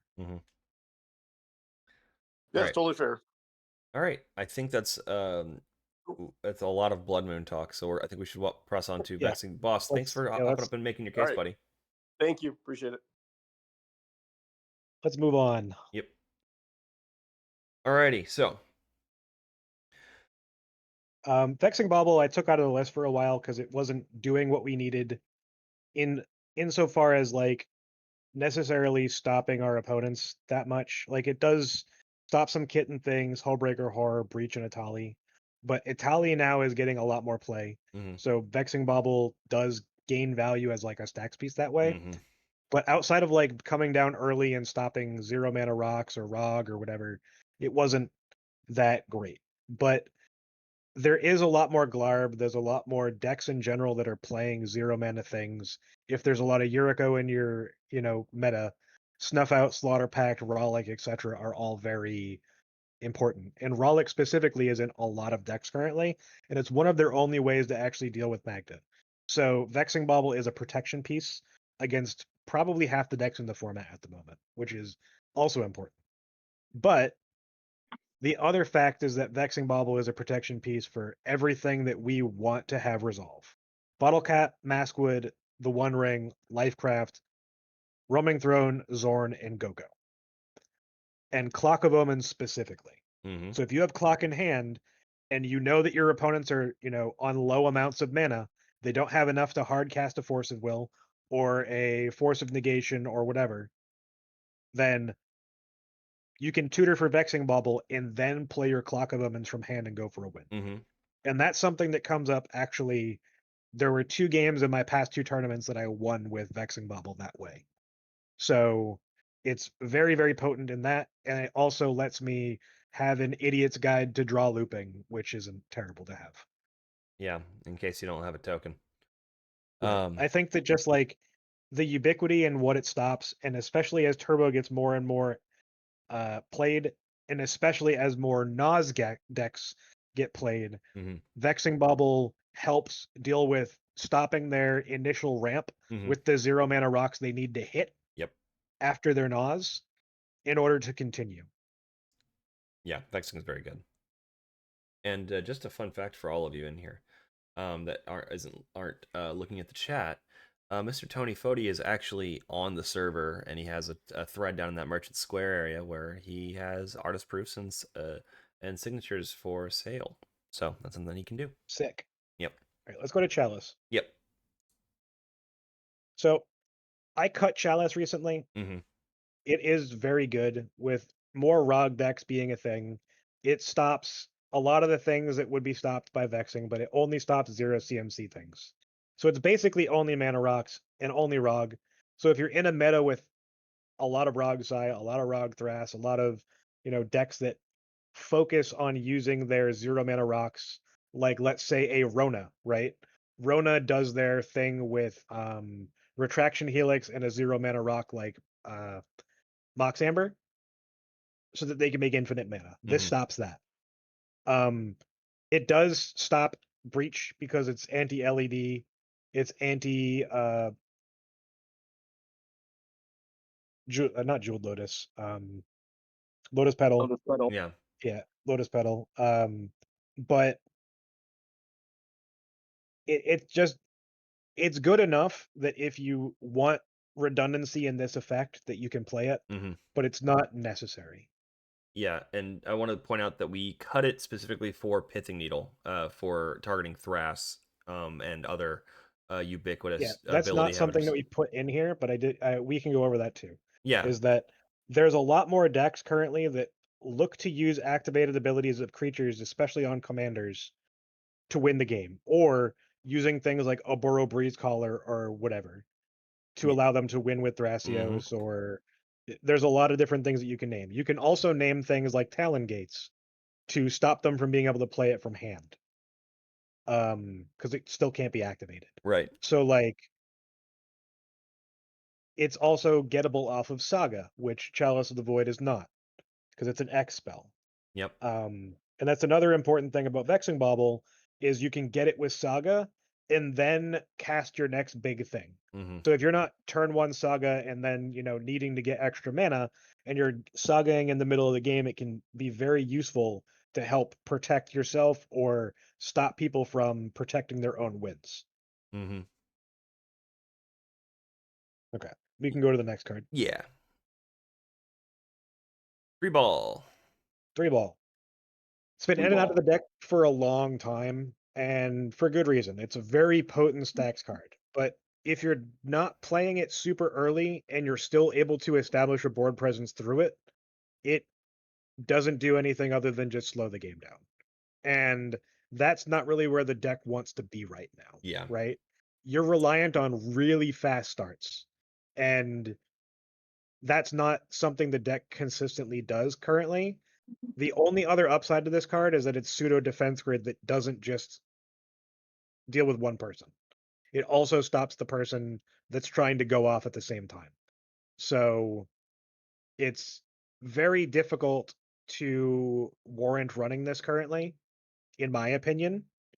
But because it's symmetrical, and if you are on a Staxier variant of the list, this is a card that you would want to play. But if you're on a mid-range list or a more turbo-oriented list because you're still trying to go under the mid-range, like this just isn't where you want to be. But it is something that constantly still goes in and out as far as things that I think I should be testing or things that like are potentially worth having for certain metas. Yeah. I'm even as a Mishra's believer, I think it doesn't do what we want the deck to be doing right now. It's a good protection piece, but Right. it's almost too good. Right. And we have Vexing Bauble right there. If we want it to be, we can grab Chalice for 0. Or you could even Chalice for 1 and make sure that they can't cast their Swords to Plowshares or or Flood their Maws, yeah. Into the Flood Maw Yeah. or their Chain of Vapor or Totally whatever. reasonable. So like I think that Chalice does what Trinisphere does a little bit better as far as protection Yep. for yourself. Yeah. But you have to be using it preemptively or like the turn that you're trying to win if you're not putting it on 0. Whereas Trinisphere kind of does that regardless, but the cost of playing through Trinisphere in a deck that plays a shitload of 1-drops is just too high. Yeah. Yeah, for The sure. land changes. Yeah, let's go to lands. Yeah. So Mishra's and I'll Trait. let you go. Okay. You go ahead. All right. So I think Mishra's Workshop has been good for this list for longer than we have been considering it for this list. And I mean, that's not true. People have been considering this card forever. I know. But I'm saying our conventional wisdom, like how we were evaluating the card. We were evaluating on how it bricked opening hands, or how it didn't feel great to play early, and that was a knock against it. Now, potentially, but it also does open up some super fast hands at the same time. right. So it's like a 50-50 in that, it's in my opening hand. How does this affect things? Right.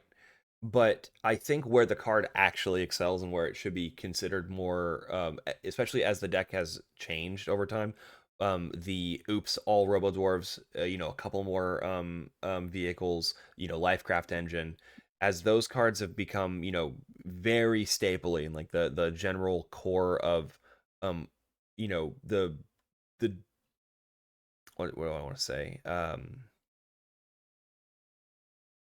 The sheer number of artifacts that we have that we're gonna always play and be happy to continually draw more of them. This turns Mishra's Workshop less of a great I have 4 mana on turn 1 into great I have 7 mana on turn 3 and I can drop an extra dwarf or an extra vehicle because we are running more Robo Dwarves and more vehicles.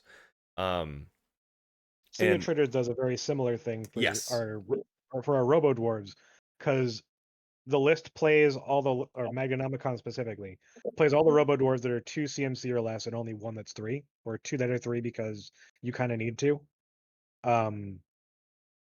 But most of them are 2 or less. Yep. So with that being the case, especially with all of your vehicles for the most part being 2 or less, like both of these enable very smooth transitions into the mid game Hmm. where you're going to want to be playing more than 1 spell per turn to get that handout to go for your, quote unquote turbo sort of game plan sort of wins.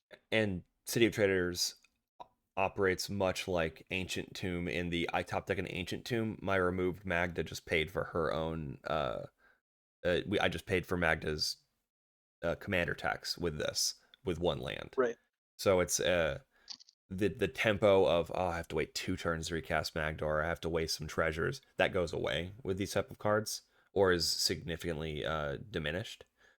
I And mean, Mishra's Workshop doesn't do that for Magda, which is why Workshop, when you're playing it, you don't play it in a land slot. You Right. play it in a spell slot or a Absolutely. creature slot. Because you're like, this is a ritual that is a repeatable ritual every turn going into the mid game. Yep. And that can be valuable, especially if you're on higher artifact counts, like you were saying. Right. It's closer to a mana vault in that sense, but again, obviously only for artifacts. So I think it's pretty safe to say that most people should be on this. City of Traitors specifically. Yeah, City of Traitors Mishra's specifically. Workshop is a 50-50 depending on what you want, and it's also a flex slot Yeah. that it resides in. So personally, every game that I've ever seen City of Traitors, it has made an impact. Yep. And I know Rust hates that I like this card so much because he doesn't want to have to go buy a $40,000 version of it. But yeah. The card is just too good. Yeah, no, I flew to Japan just to get it for cheap. And the funny thing is, you got back from Japan, and I have some friends in Japan, so I was like, if this card is ever this cheap over there, please buy it for me. And they're like, no, it's back up to American prices. And I'm like, God damn it. Yeah, no, it Jesus. wasn't very much. It wasn't very much cheaper. No, you got yours for like 160 something or whatever, and it's Closer to 3. almost like it's closer to 330, Oh yeah, you're 340, right. You're depending right. on Yeah, what no, the I value did. is. I didn't know it had gone back up that much. Jesus. Yep. All right, let's go to the next mana rock debate. Yep. So there's a very long storied history of the Mox Diamond like discussion. And it's usually been based on how we feel about the math of having bricked hands for needing one thing over another, whether it's an extra land or an extra red card that we do or don't want to pitch to Chrome Mox. And there's been a lot of discourse over whether the raw math is either valid or, I guess, useful enough to take without context.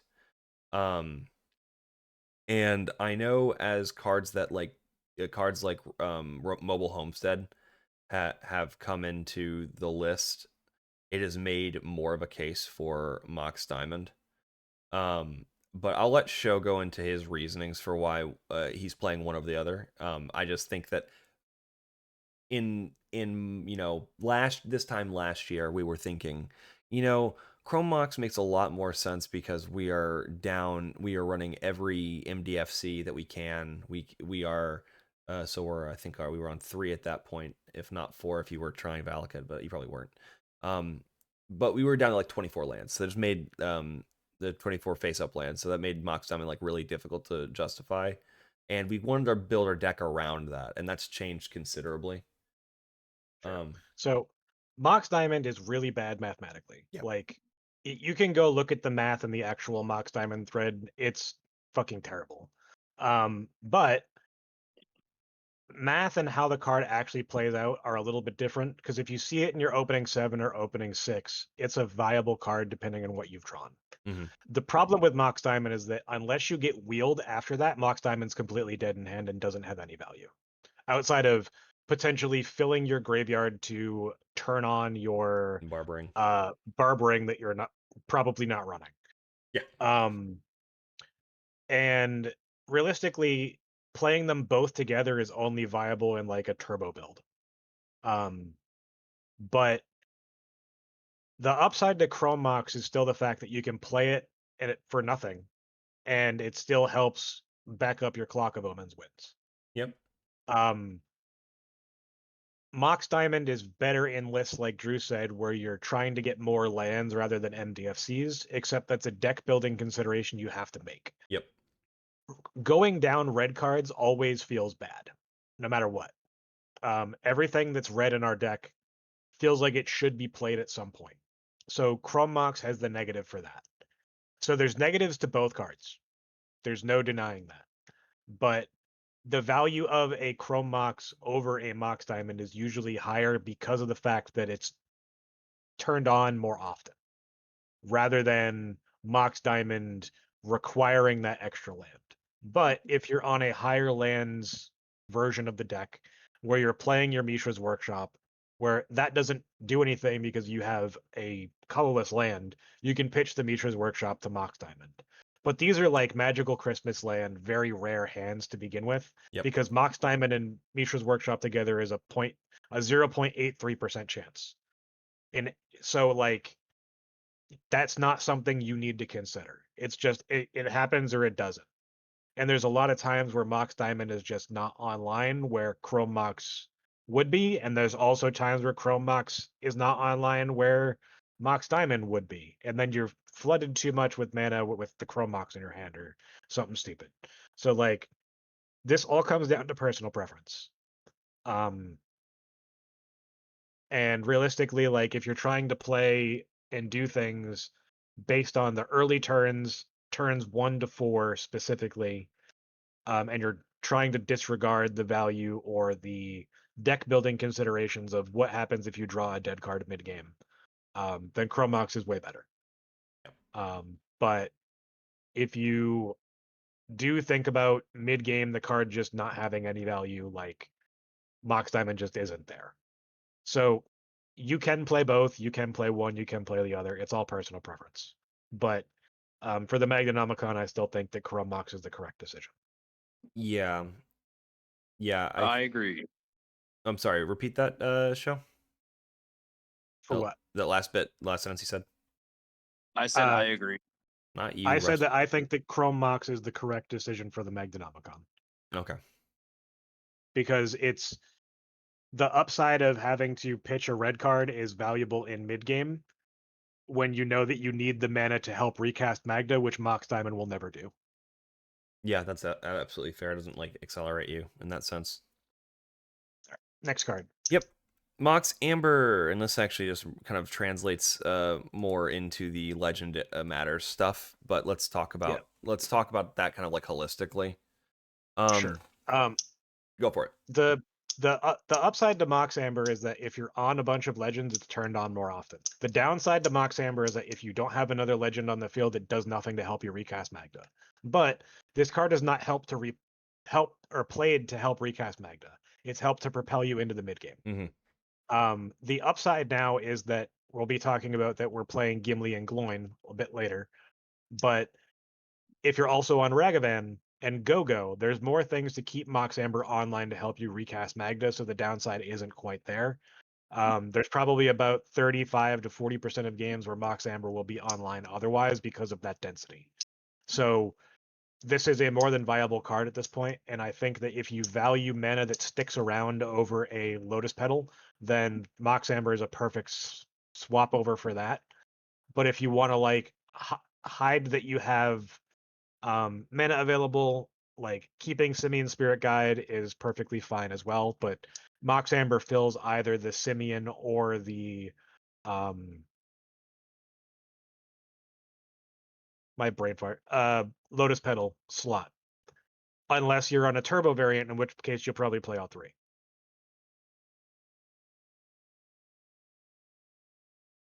Yeah, I mean, I think, yeah, you're definitely playing all three if you're on them, but I think I like Amber. I mean, I'm on the Diamond side of things, so I'm a little biased towards more lands and the more mid range oriented cards like Gimli and Gloin. So I like Mox Amber a decent amount.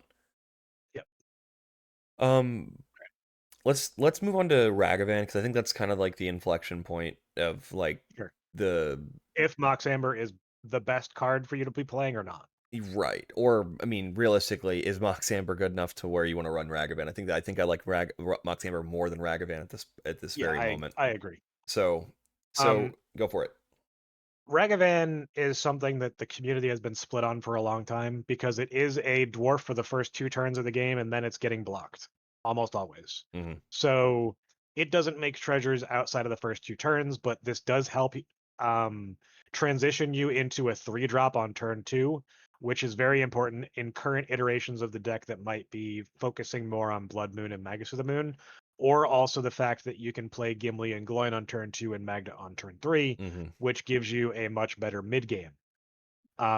This is also good in turbo variants of the deck, and the fact that it is usable by Relic of Legends and Mox Amber makes it so that, you know, the downsides of the fact that it only does things on turns 1 and 2 as far as attacking and making treasures go isn't as much of a downside because it gets you to the point where you want to be going to.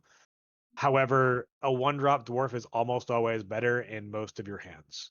So consistency wise, Ragavan doesn't do as much as we might like. Mhm. You're not always going to have those 3 drops that you need to get into. Yep. And, you know, maybe Ragavan in the turn 2 Magda plus Dwarf is fine, but you're still negative treasures by doing that versus just playing the Dwarf on turn 1 and then Magda on turn 2.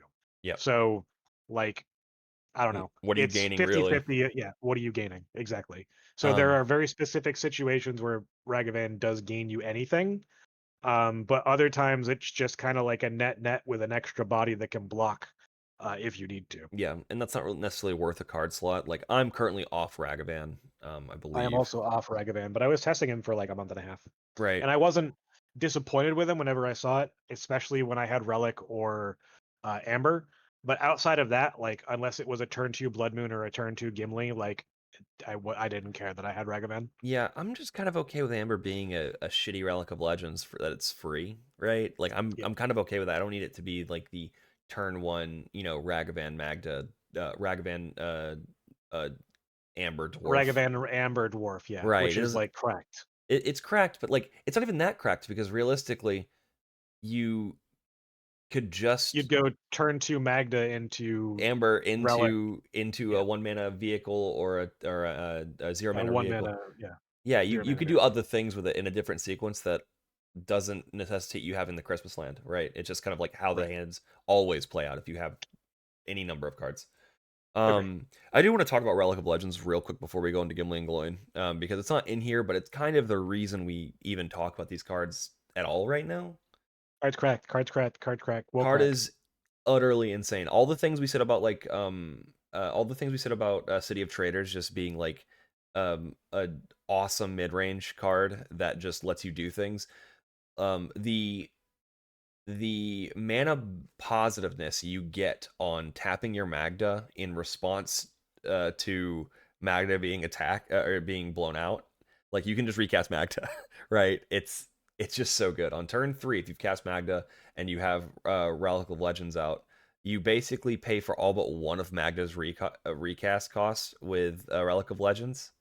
It's Yep. it's like The only downside Mhm. is that if they wait for you to go to combat before removing Magda, and if they're a smart player, they will do this. Yep. Then it doesn't matter that it makes mana. Right. But Right. there are, you know, if you're trying to go off in main phase 2 or whatever afterward, and then they're like, oh, I'm going to kill Magda now, like that does happen. So being able to be like, cool, I replay Magda and I make another treasure again afterward, Yep. thumbs up. It's like Especially if you have like Roaming Throne or Zorn or whatever out, like Yep. it's like you just played yourself. Congratulations. Right. I've actually had games where I mathed out that if they interacted at a certain point that I would be able to get there because of the extra treasures and relied on them interacting to do so, and they did. So it's like, okay, this is insane. So let's talk about Gimli and Gloin now, because I think Relic of Legends is very relevant to why these cards are so good. Right. Also, Dockside leaving the deck gave extra slots. Yeah. And when Dockside was in the deck, Gimli and Gloin were still considered good enough to play, but they fought for a slot with a lot of the other flex slots in the deck, which won out because Dockside existed, and copying Dockside was way more valuable than Gloin or Gimli Right. at the Gloin. particular juncture of the deck. Yeah. Gloin But absolutely. now that we don't have Dockside, the value of Gloin being able to make you 2 to 3 treasures per game, just if Magda is recast twice, is still very high. Gimli coming down and being like, cool, now remove Gimli or I'm making treasures no matter what. Right. Like it takes some of the pressure away from Magda, and like it's very, very strong. It clears the board in a way because they're forced to block it. They have to get rid of their dorks, otherwise you're just going to go off. It fills a lot of different aspects as to how it's good. And then Gogo makes both of these cards cracked because making 2 Gimlis or 2 Gloins, like making a Gloin and then going to main phase 2, playing a 0 mana rock, making 2 treasures that give you enough to recast your Magda after the fact is like insane. So Yeah, like I mean, Gimli as well, like making a copy of Gimli. Now Gimli is a 2/1, and then Gogo is a 3/1. Like double strike, it's hard to block. Yep. And there's a chance that you just make 4 treasures, or they get rid of 2 of their creatures. Right. They don't really have a choice. I also want to bring up the fact that Gloin does a great job of like kind of fixing the math on your artifact dwarves a little bit. Sometimes you'll be 1 off, right? And given their historic spells, Yeah. The they make the extra treasure you need to go off over the top of something. Right, and it's good incidental value, and I wouldn't even call that incidental value. I think that's one of the reasons to play it, is that it is a good setup piece that makes treasures that allows you just to main phase a win, or get that extra treasure to where instead of main phasing a win, you're now having the opportunity to do the protected in response win without having to do it in combat or do it during your main phase. And Gloin There are can also yeah, go ahead. Sorry. There are also plenty of times that your opponents will try to protect their Timna, or they'll try to protect specific creatures, where Gloin can just make them attack and give them your opponents the opportunity to lose a creature, which is good for you, and also stop your opponent from doing their thing. So Yeah. like it doesn't just allow you to 2-for-1 for a tap, but it makes a treasure when you do that, even though you're sacrificing a treasure because of Magda. So it's a net get rid of 2 creatures in a lot of cases, which is very powerful. Yep. All right. I mean, I think, in my opinion, just taking everything we've said on balance, I am in favor of Shop and City of Traitors, and I'm on Diamond, but and Amber and Relic and Gimli and Gloin, because I feel like all of that leads to I have a more consistent turn 4 and turn 5 that allows me to continue playing the game even if I'm interacted with, in a way that old Magda would just be kind of sad. And we expect to be interacted with, so that's an important aspect of like deck building, is like, okay, now that we've been interacted with one, how do we rebuild at this point and get to replay Magda and all that stuff, and both of these help with that. All right, let's move on to Pyrokinesis. So Rust, go ahead. Shit. Hold on. Let me get out of my fucking work call.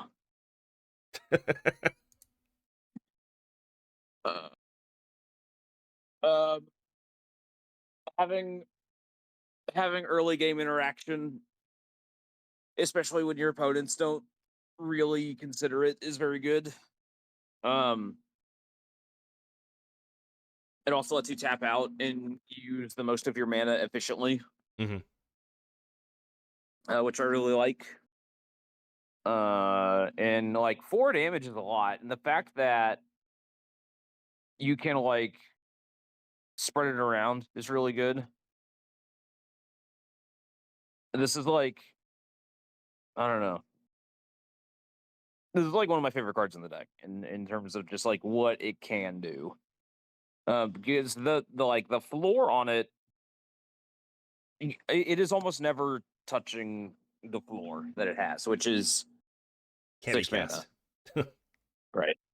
But like there have definitely been some games where I've had to play had to pay the 6 mana on it, and I was not very happy about it, but the fact that it got the thing done was pretty good. Fury being sorcery speed, and also getting turned off by Torpor Orb is rough. Yeah. Yeah, don't get me wrong, if Fury was instant speed, I think you would probably play Fury over this just because it leaves a body behind. Mm-hmm. But like, man, Yeah, 4 no. damage is a lot. I think if Fury was if Fury was sorcery speed, I think many formats would be different. Or it's instant speed. So I think that Pyrokinesis, the more that I've played without it, I value too much the fact that it's just an answer without being seen. Yeah. And I've also had games where Pyrokinesis was like the one thing that allowed me to win the game. And my opponent goes, if Magda has Pyrokinesis, I'm fucked. Otherwise, I'm just going to win here. You know, that is, I've had that happen too. Yes. Now that I'm thinking about it, I've definitely had the, like, literally they call out the heart of the cards and I'd be like, boy, you bet. There was a game where that happened to me. The Rakdos player goes, unless Magda has Pyrokinesis, like, there's nothing that can happen. And then my opponent was like, do you have it? And I was like, no. They're like, okay, I'm going to activate Lorna the third path and we're going to draw a card. It's like, cool, Pyrokinesis. Yep, I got the answer. That's funny. Pyro feels really good when it feels good, and it's I want to reduce It feels really bad with the cards that you have to pitch. Yeah. But the situations where you know that this needs to be used, pitching the card doesn't matter. Yep. You just don't, you sandbag like, you sandbag like you are the last Avenger and you're the only person that can save the world after everyone's gotten their ass kicked by Thanos, right? This is not And at that point, your opponents are helping you resolve the Pyrokinesis. Right, instead of you using it proactively to, like, protect your win. But yeah. Let's poke at Dead and Gone now, because I think I'm pretty positive on Pyro. I would say like 60-40 kind of space. I've played a lot of games with it and a lot of games without it, and the games with it definitely, like, when you see it, you're like, okay, this has a lot of value. But when you don't see it, you don't miss it. So it's Right. really weird. Yeah. It's an interesting card. It's just like it's a really high cost, and you just have to be comfortable with it.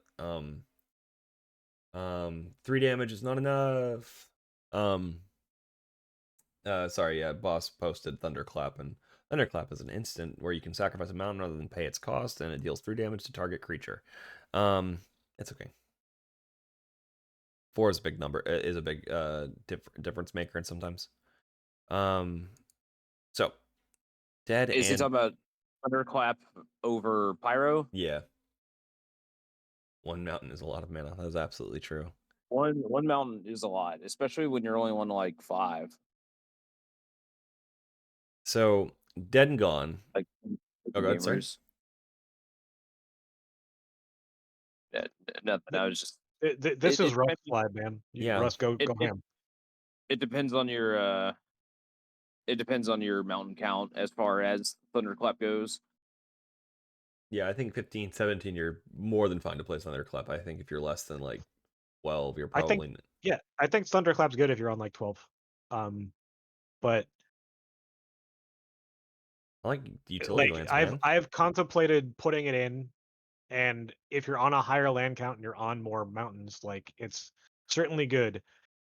And the situations where it's good is situations where you need to prevent yourself from losing the game, or where you're going to prevent yourself from, or I should say, fight through an oppo or something with no mana open. But outside of those situations, like, card's bad. But those are the 2 situations that it's good in. In early game, you're basically conceding that you're playing for a draw if you have to use it to get rid of a mountain. Mm-hmm. Which feels fucking terrible. Yeah. But sometimes you just have to make that concession and be like, this isn't my game to win now. I'm going to do everything I can to, stop the game from progressing as much as I can. Yep. But Dead and Gone is Rust cards, so you can talk about that. So I'm kind of reading through your little slide here, and it says it gets rid of everything except for Yasharnland, Vala, or Clarion Conqueror, and I have a disagreement with that because it also gets rid of those things too. Kinda. for 1 turn. Right, but like a lot of the times, if you're using this for the 1 turn, that's kind of just all you need. That's true. I've played with this a lot more, and I do really like the card. It's allowed me to stop Inala wins on like turn 2 because I had 3 mana up, and I was able to bounce Inala in response to their Spellseeker cast, and then they just couldn't do anything. Yeah. Well, the other thing too is like for specifically that Spellseeker line, if you kill the Spellseeker, they still have lines that win with reanimating it. So putting it back in the hand is actually the more correct choice there. Mm-hmm. No, it's one of those But brain like, bendy cards. well, especially with like Rogthras and like Kinnan, and even Sisay, you know, is kind of coming back. The functionality of just putting all that stuff back where it belongs is really good. Especially if like if Kinnan puts an exclamation into play, you could just make them pick it back up and have it be counterable on the way back down. I've had that happen a couple times. Mm-hmm. There's just so much utility in it, and I think that having more options in a color limited deck like we are is just insane. Yeah, having a bounce spell is something, right? Like just having a bounce spell in red is something. I'm also favorable on the card right now. And I will probably continue playing it. Just for the fact that 2 damage is usually enough for for 1 mana. I have a question for Rust after you're done. Yeah. I think it's probably good enough. Depends on how many instants of sorceries you're trying to run. If you're trying to run like 14, this may be like the 15th one, but like if you're like upwards towards 17, 18, this probably makes the cut. Go ahead, Joe. Rust, do you think this card is better than Lightning Bolt? Do I think that this card is better than a Lightning Bolt? It is not. Oh, Because you are. That's where it would go in the list. You are wrong for that one. Let me tell you. That's a hard question. I want to say yes. It is not better than the Ramen Lightning Bolt, but it is better than every other Lightning Bolt.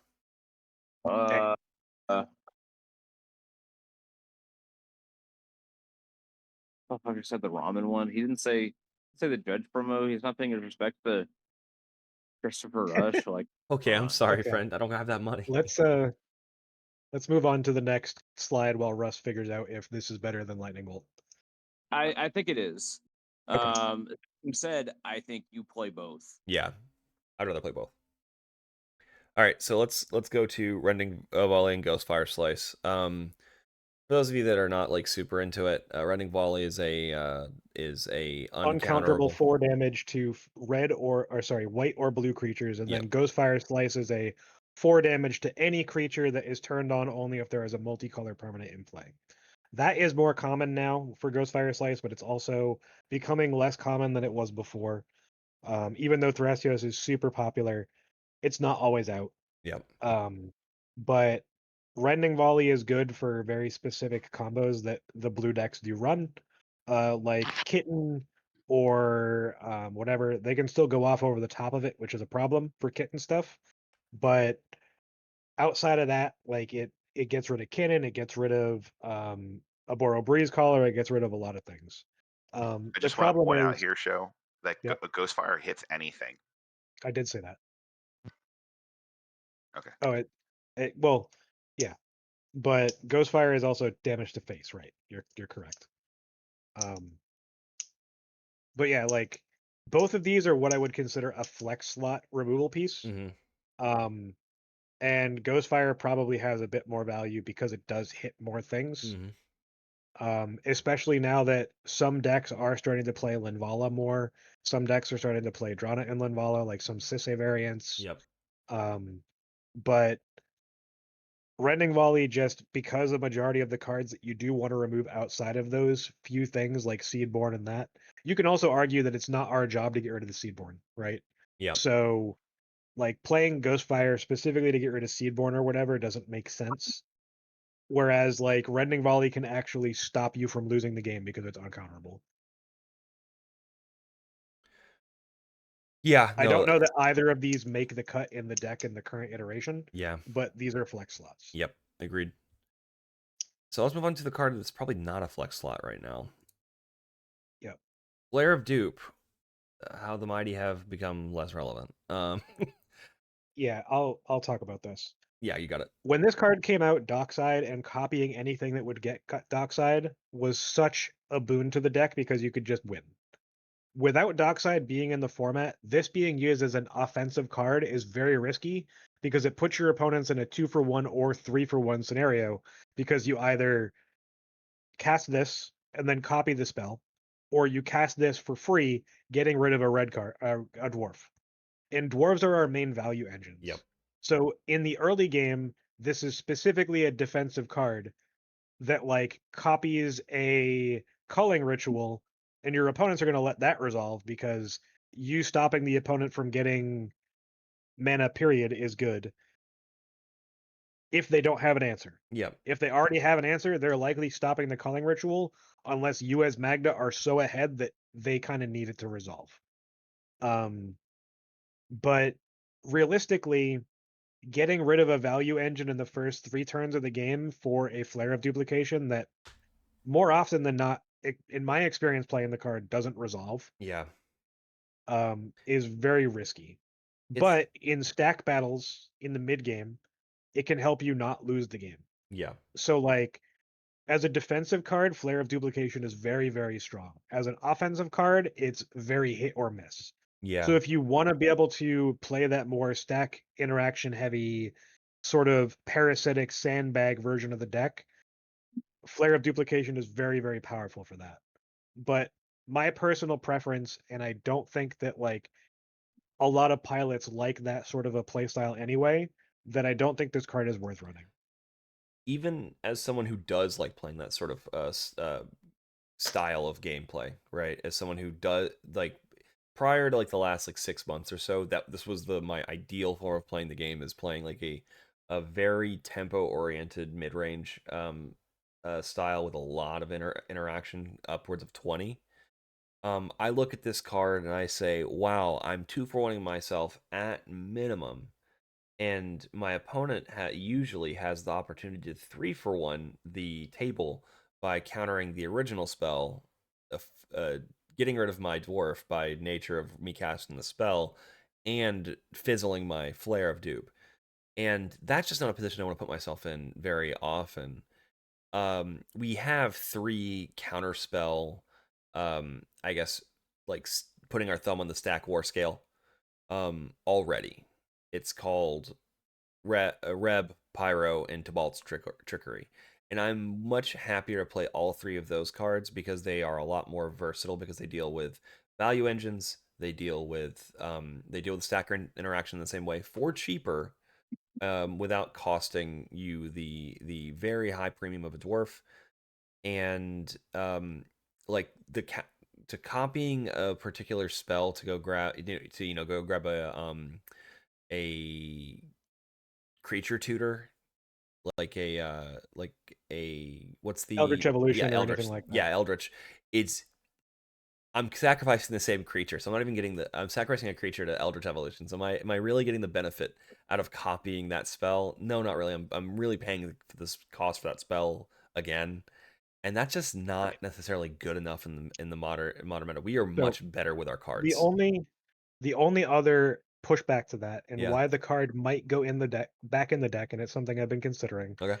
is the fact that it turns all removal into remove someone else's thing, because you're 2-for-1ing yourself on purpose because your Magda's getting removed anyway. And then you are path to exiling something else that's important. Sure. So like it's really good for those situations, or like Deadly Relic or whatever, right? But outside of those situations, it's not as strong. Yeah, and I think that's just an okay situation. Like making it's a silver lining to a really shitty play pattern. When in reality, like I would rather have practically any other value generating card in my hand and just play it out before my turn But and make value out of it. Right? the upside of this card, and Russ still runs it, right, is specifically based on playstyle. Right. If you're the type of player that holds up 3 mana anyway, there's no downside to running this card. Sure. I agree with that. Would you agree with that, Rust? I mean, there's definitely a downside. No, I mean as far as like the upside of if you play the way that you play and how I play sometimes, that Flare just doesn't have a downside. Pretty much. But if you're tapping out a lot, if you're on a more speed-oriented variant, which the Magdanomicon is becoming a little bit more of, but not necessarily pure. It's still a mid-range list. I just don't find it worthwhile in that variant. I don't want to force people to play the deck the way that you and I play it. Well, the other thing about that too is like I'm on way less artifact dwarves than most other people, so I'm on a higher number of red creatures specifically. Mm-hmm. Right. So I'm not gonna say I always have something to sacrifice, but like I have a higher density of things that I can sacrifice. Sure. That makes sense too. All right, let's talk about the last 2 cards. Yeah, let's do it. So, and this is Blasphemous Act and Delayed Blast Fireball. yep. Oh, Delayed Blast Fireball being a one-sided board wipe for 3 mana that deals with Rog Thras and all these creature-based decks that have lots of X2s or less.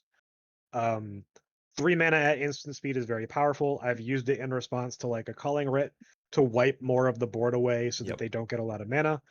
And then people will usually they're usually fine with that, obviously. But if a Culling Writ is happening, they don't have an answer anyway, usually. So it's very strong in those cases. It's strong to keep certain decks in check. But the other problem is the decks that we're keeping in check, specifically with Delayed Blast, are not decks that it is our responsibility to keep in check. Yep. Whereas Blasphemous Act is an oh shit button that if Kinnan has a Void Winnower and all this other shit in play, Blasphemous Act solves that problem. Blasphemous Act doesn't target, so it deals with a bunch of the creatures more easily. Like it doesn't target Tivit, so you don't have to pay a ward. There's all these other situations where Blasphemous Act is better. Yep. And Blasphemous Act is a lot better when you're playing from behind. There are situations where it's worth losing your board for playing Blasphemous Act, but I think that Blasphemous Act, as far as if you're worried about board states in general, Blasphemous Act is better. If you're trying to control specific decks in the meta, Delayed Blast Fireball is better. If you want board wipes in general, you should probably be playing both. But I think that with how the meta currently is, Delayed Blast is probably a little bit better. At least for the play pattern that I want to encourage with the Magdanomicon. But Blasphemous Act is still very, very strong. Yeah. Anything to add, Rust, for Blasphemous Act? For Blasphemous Act, I mean, sometimes you gotta crack a few eggs to make an omelet. Exactly. And by egg, I mean dwarf. We're all good eggs here. I mean winning. Yeah, it realistically, like, Blasphemous Act is an oh shit button that you go, I'm probably not winning this game, but it gives me a much higher chance to draw. Yeah. And there are other scenarios where you're already behind, and it does give you the opportunity to get back in the game to win. So it's a double-sided coin from that perspective. Well, there is a very large number of games that I play where my opponents are like, "Oh, I've got everything covered except for a Blasphemous Act," and then they get done in by the Blasphemous Act. They could be acted, yeah. What do they have that doesn't stop Blasphemous Act but stops everything else? Kodama being huge. Or like God, what is the what is the Tyam? Sure. Or, like Tyam's creatures tend to get pretty big with like all the +1/+1 counters and stuff like that. So like Sure. Fireball didn't really work there. And you kind of mentioned Tivit earlier. Surprisingly, I've got like Jessica Ishai locally, so like it deals with Ishai a lot too. That's fair. Those feel kind of niche, but like if you're building for niche, that's something to keep in mind. I'm not particularly high on either of these cards. But like I like Delayed Blast a lot more. I don't like having to play around unintended consequences as much as the other players, right? Yeah. So I try to make my cards just generically good. So like because these are not tutorable cards, when they're up, and I'm not like thinking, oh, this card feels kind of bad now. I don't want to put I don't want my removal to be like a stacks piece where I have to be very, very conscious of how it may just lose me the game. Or may not, this may not have a window to use here. Right. So this is just showing my thoughts on this. Like I'm not super low on Delay Blast. It's more like a 40-60 at this point. Blasphemous Act, I get when it's useful. I don't rate one-offs that are good only in certain circumstances where you're willing to play a card this this conflagratory, just absolutely demolishes the entire board and puts us in a draw state. I don't necessarily want to be running a one-off that I can't search, right? It almost feels like a like I'd rather be playing something like what's the tutorable guy? The line, fraying line. I don't think that card's particularly good either, but it facilitates much the same game state, but it's also tutorable. Sure. So that's just something to think about, like when comparing cards. Like, can I access this? Is it going to blow me out the same as my other players? And in the case of Fraying Line, it's obviously not going to. You can even bully the next player to not pay on your behalf, and tutor it like end step, pay it for a second dwarf, pass it to the next player who's just kind of obligated to sack it, so that the Rog Thras player or the Sultai player just loses all of their squirrels or whatever. That's more talking about a different card, right? But I think it's relevant in the board wipe realm. Right. Anyway, that's it for our cards and kind of it for the day. So I guess am so happy we went through that a lot faster than I expected. right. We 2 hours is not bad for a dwarf day, especially a dwarf day that has a review involved. Yeah. 2.5 hours. I was expecting 3 to 4 hours or 5 hours, depending on how much we talked. Yeah, well. So I guess we can open up Q&A time. Anyone wants to, say their piece about a card we talked about, anyone that has any questions about anything, you can always raise your hand. The hand raise button is if you're on mobile, it's in the top right, I believe. If you're on PC, it'll be in the middle, next to the like the like hang up button. And you can always ask the question in the chat if you don't feel comfortable talking. But either way, yeah, there you go.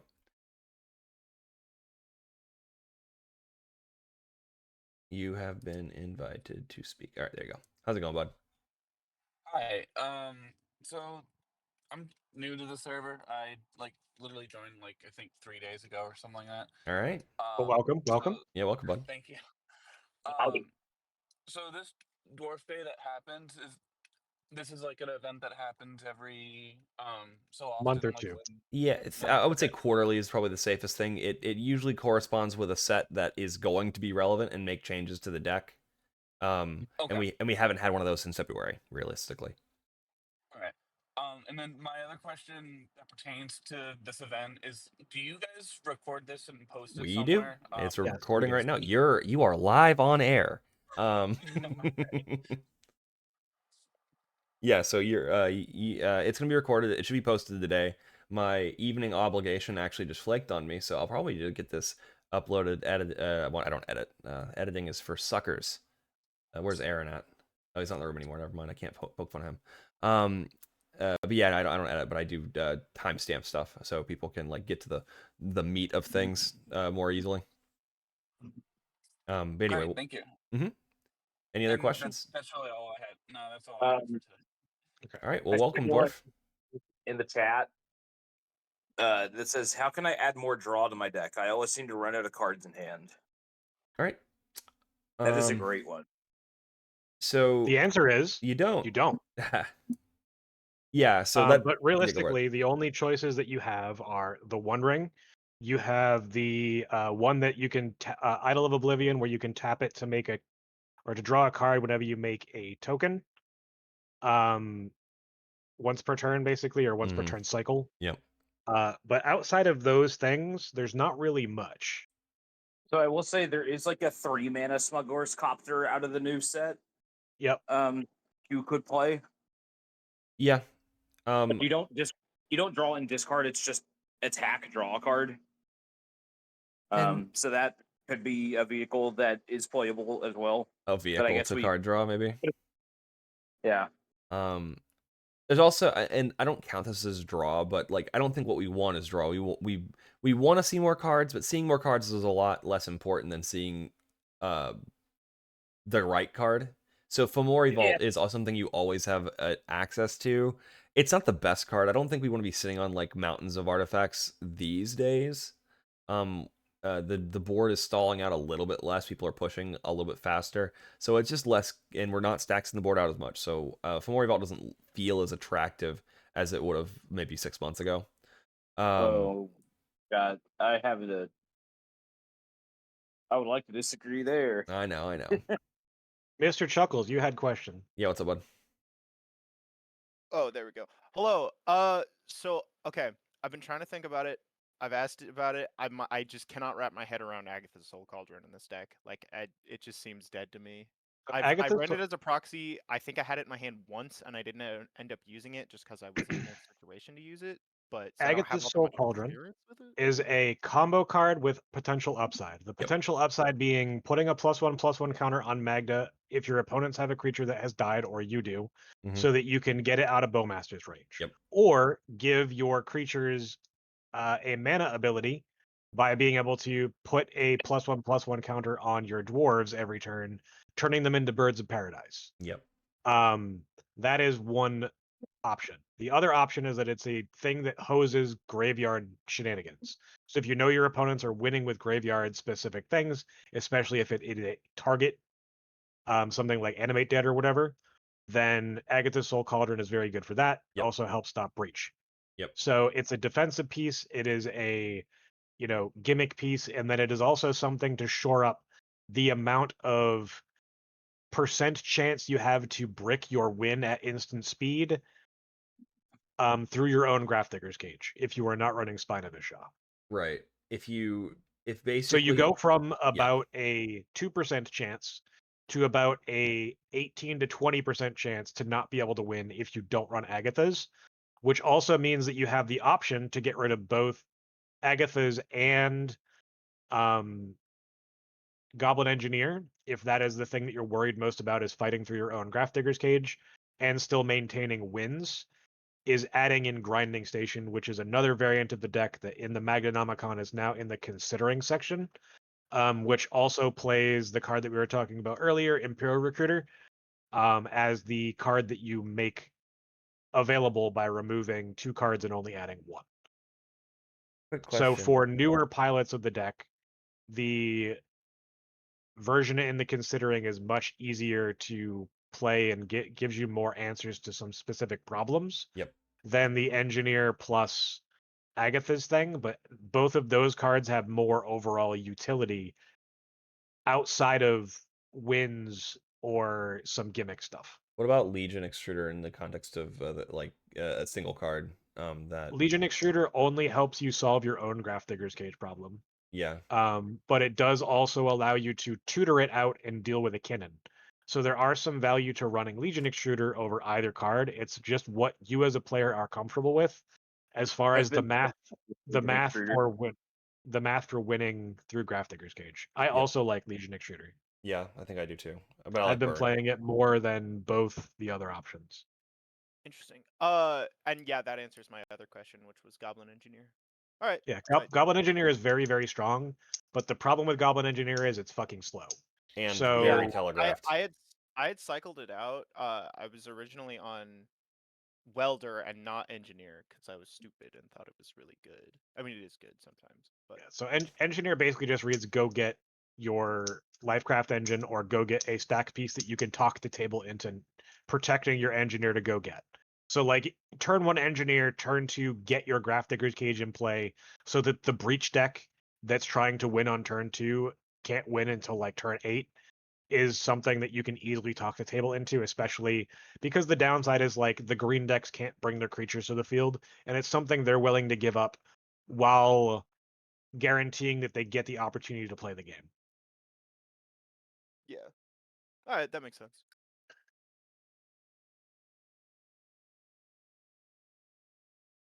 Any more questions before we wrap up, guys?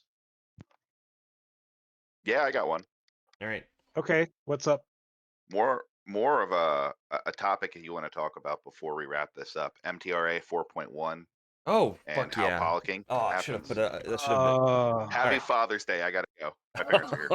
Fuck Okay. you. All right. So I'm going to keep this very simple. Yeah. If you think that your opponents are actively taking too much time during priority to talk through things, and you think that is not beneficial to discuss, and it's not something that needs to be discussed between players, call a judge.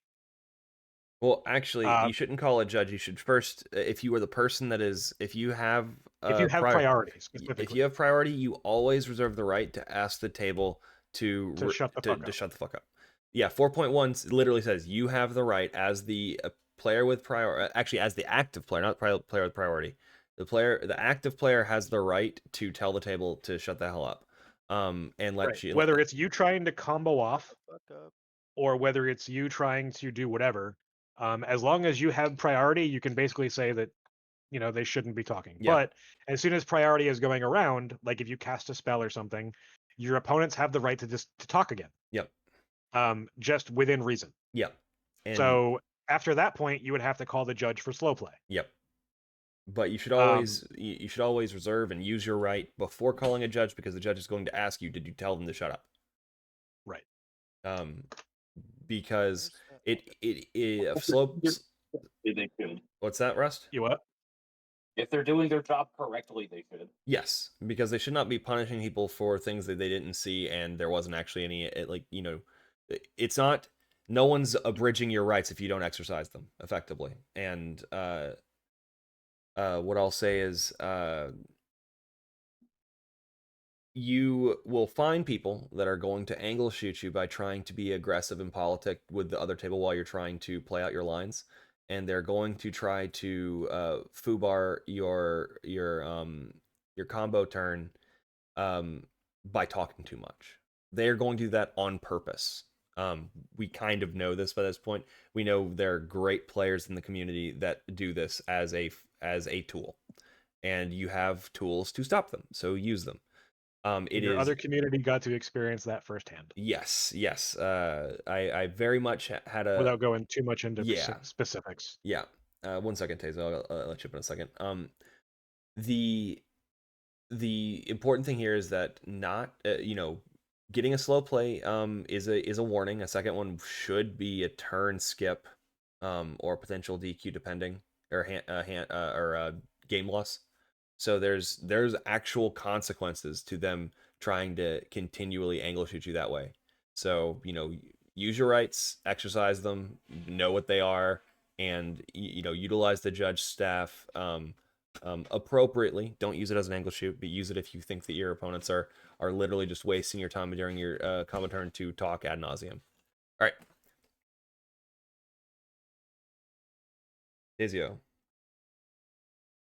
You are muted. You are... there you go. There we go. So unfortunately, I have kind of been driving, so I haven't been able to like reference certain cards. And the one card that has been brought up a couple of times was Graph Digger's Cage. Yeah. Creatures your opponents control cannot come into play from graveyards or libraries. All creatures. Or all creatures, sorry. And then you can't cast spells from graveyards or libraries. So it's It basically stops also it stops any 2-field tutor that is creature based, whether that comes from the graveyard or from the deck. Yep. And then it also stops people from casting cards from their graveyard or the top of their library, basically. So using but it flashback. doesn't shut off. It doesn't shut off the controllers. No, it does. ability It's to do that? symmetrical. It does. It's symmetrical. It just says creature cards in graveyards and libraries can't enter the battlefield. Players cannot cast spells from graveyards or libraries. Correct.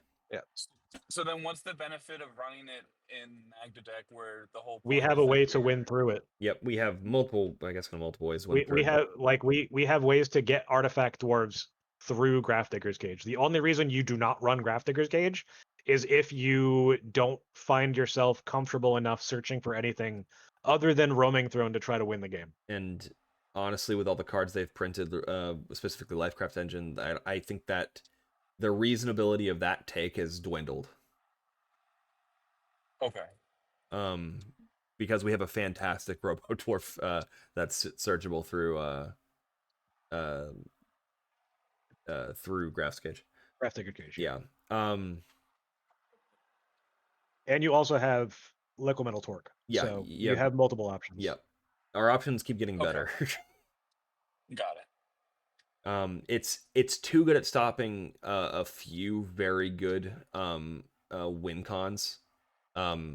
It's like, and it's also searchable off of Urza Saga, which is very important. It's very important. Like stopping people from using their birthing pods, stopping people from doing their Sisse thing when they don't have the board state that will allow them to just go off. Mhm. Like if they don't have their big mana dork, they can go get Sylvala, but that stops that from happening.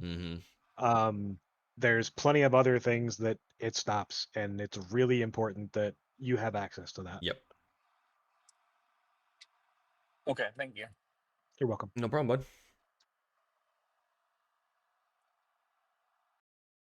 Yeah, Sisse does just pivot to Planeswalkers, but the Planeswalker lines don't work unless you have very specific setups already. Yeah, you need Because those the goal creatures. of those need to blink the creature to make the mana Right. to just go off. Or And reanimate if they it. don't already have that, then sure they can go with Planeswalker value lines where they go for Teferi first to protect their win on the next turn, potentially. But if they don't have creatures to copy with Saheeli, if they don't have creatures to blink that already have haste because Tyvar is in play with their Aminatu, then they cannot continue to combo. Oh, important thing there.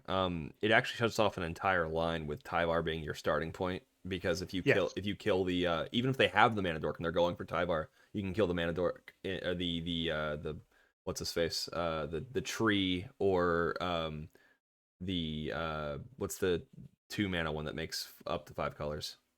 Bloom Tender, Bloom Tender, Fate Burrower. yeah, Fabor and Yeah, Bloom Bloom Tender, Tender Fate Burrower. both can't be reanimated with Tyvar. So those are particularly powerful because Tyvar is like a good starting point for Sisse.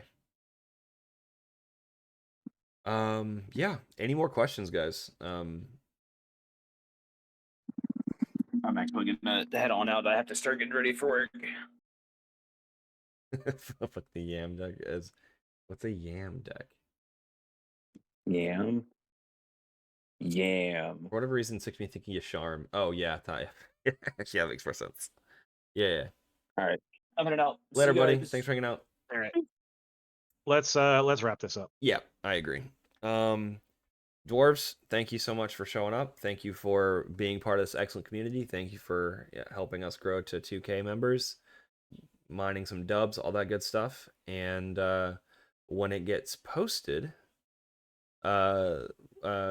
please engage with the Google form that will enable you to win a pack of tokens and a dope signed and or AP card. While supplies last. And then we'll be making an announcement for the group, the giveaway after this. Yeah. So that you can sign up for the 2K giveaway. Yeah, I might do that. In conjunction with posting the video later Sure. today. But 2 otherwise, for 1. yeah, 2 for 1. I like to do that all at once so people can see their stuff, and then yeah, that'll be open until next weekend. So no rush. Otherwise, yeah, happy Dwarf to everyone. Everyone, for those of you that have them and are on speaking terms, call your dad. Tell him you love him. We are nothing without our dwarven fathers. Exactly, and get them a Gogo for Father's Day. They mined us from the dirt, and they taught us how to mine in turn. All right. Love you all. Have a great rest of your day. Bye.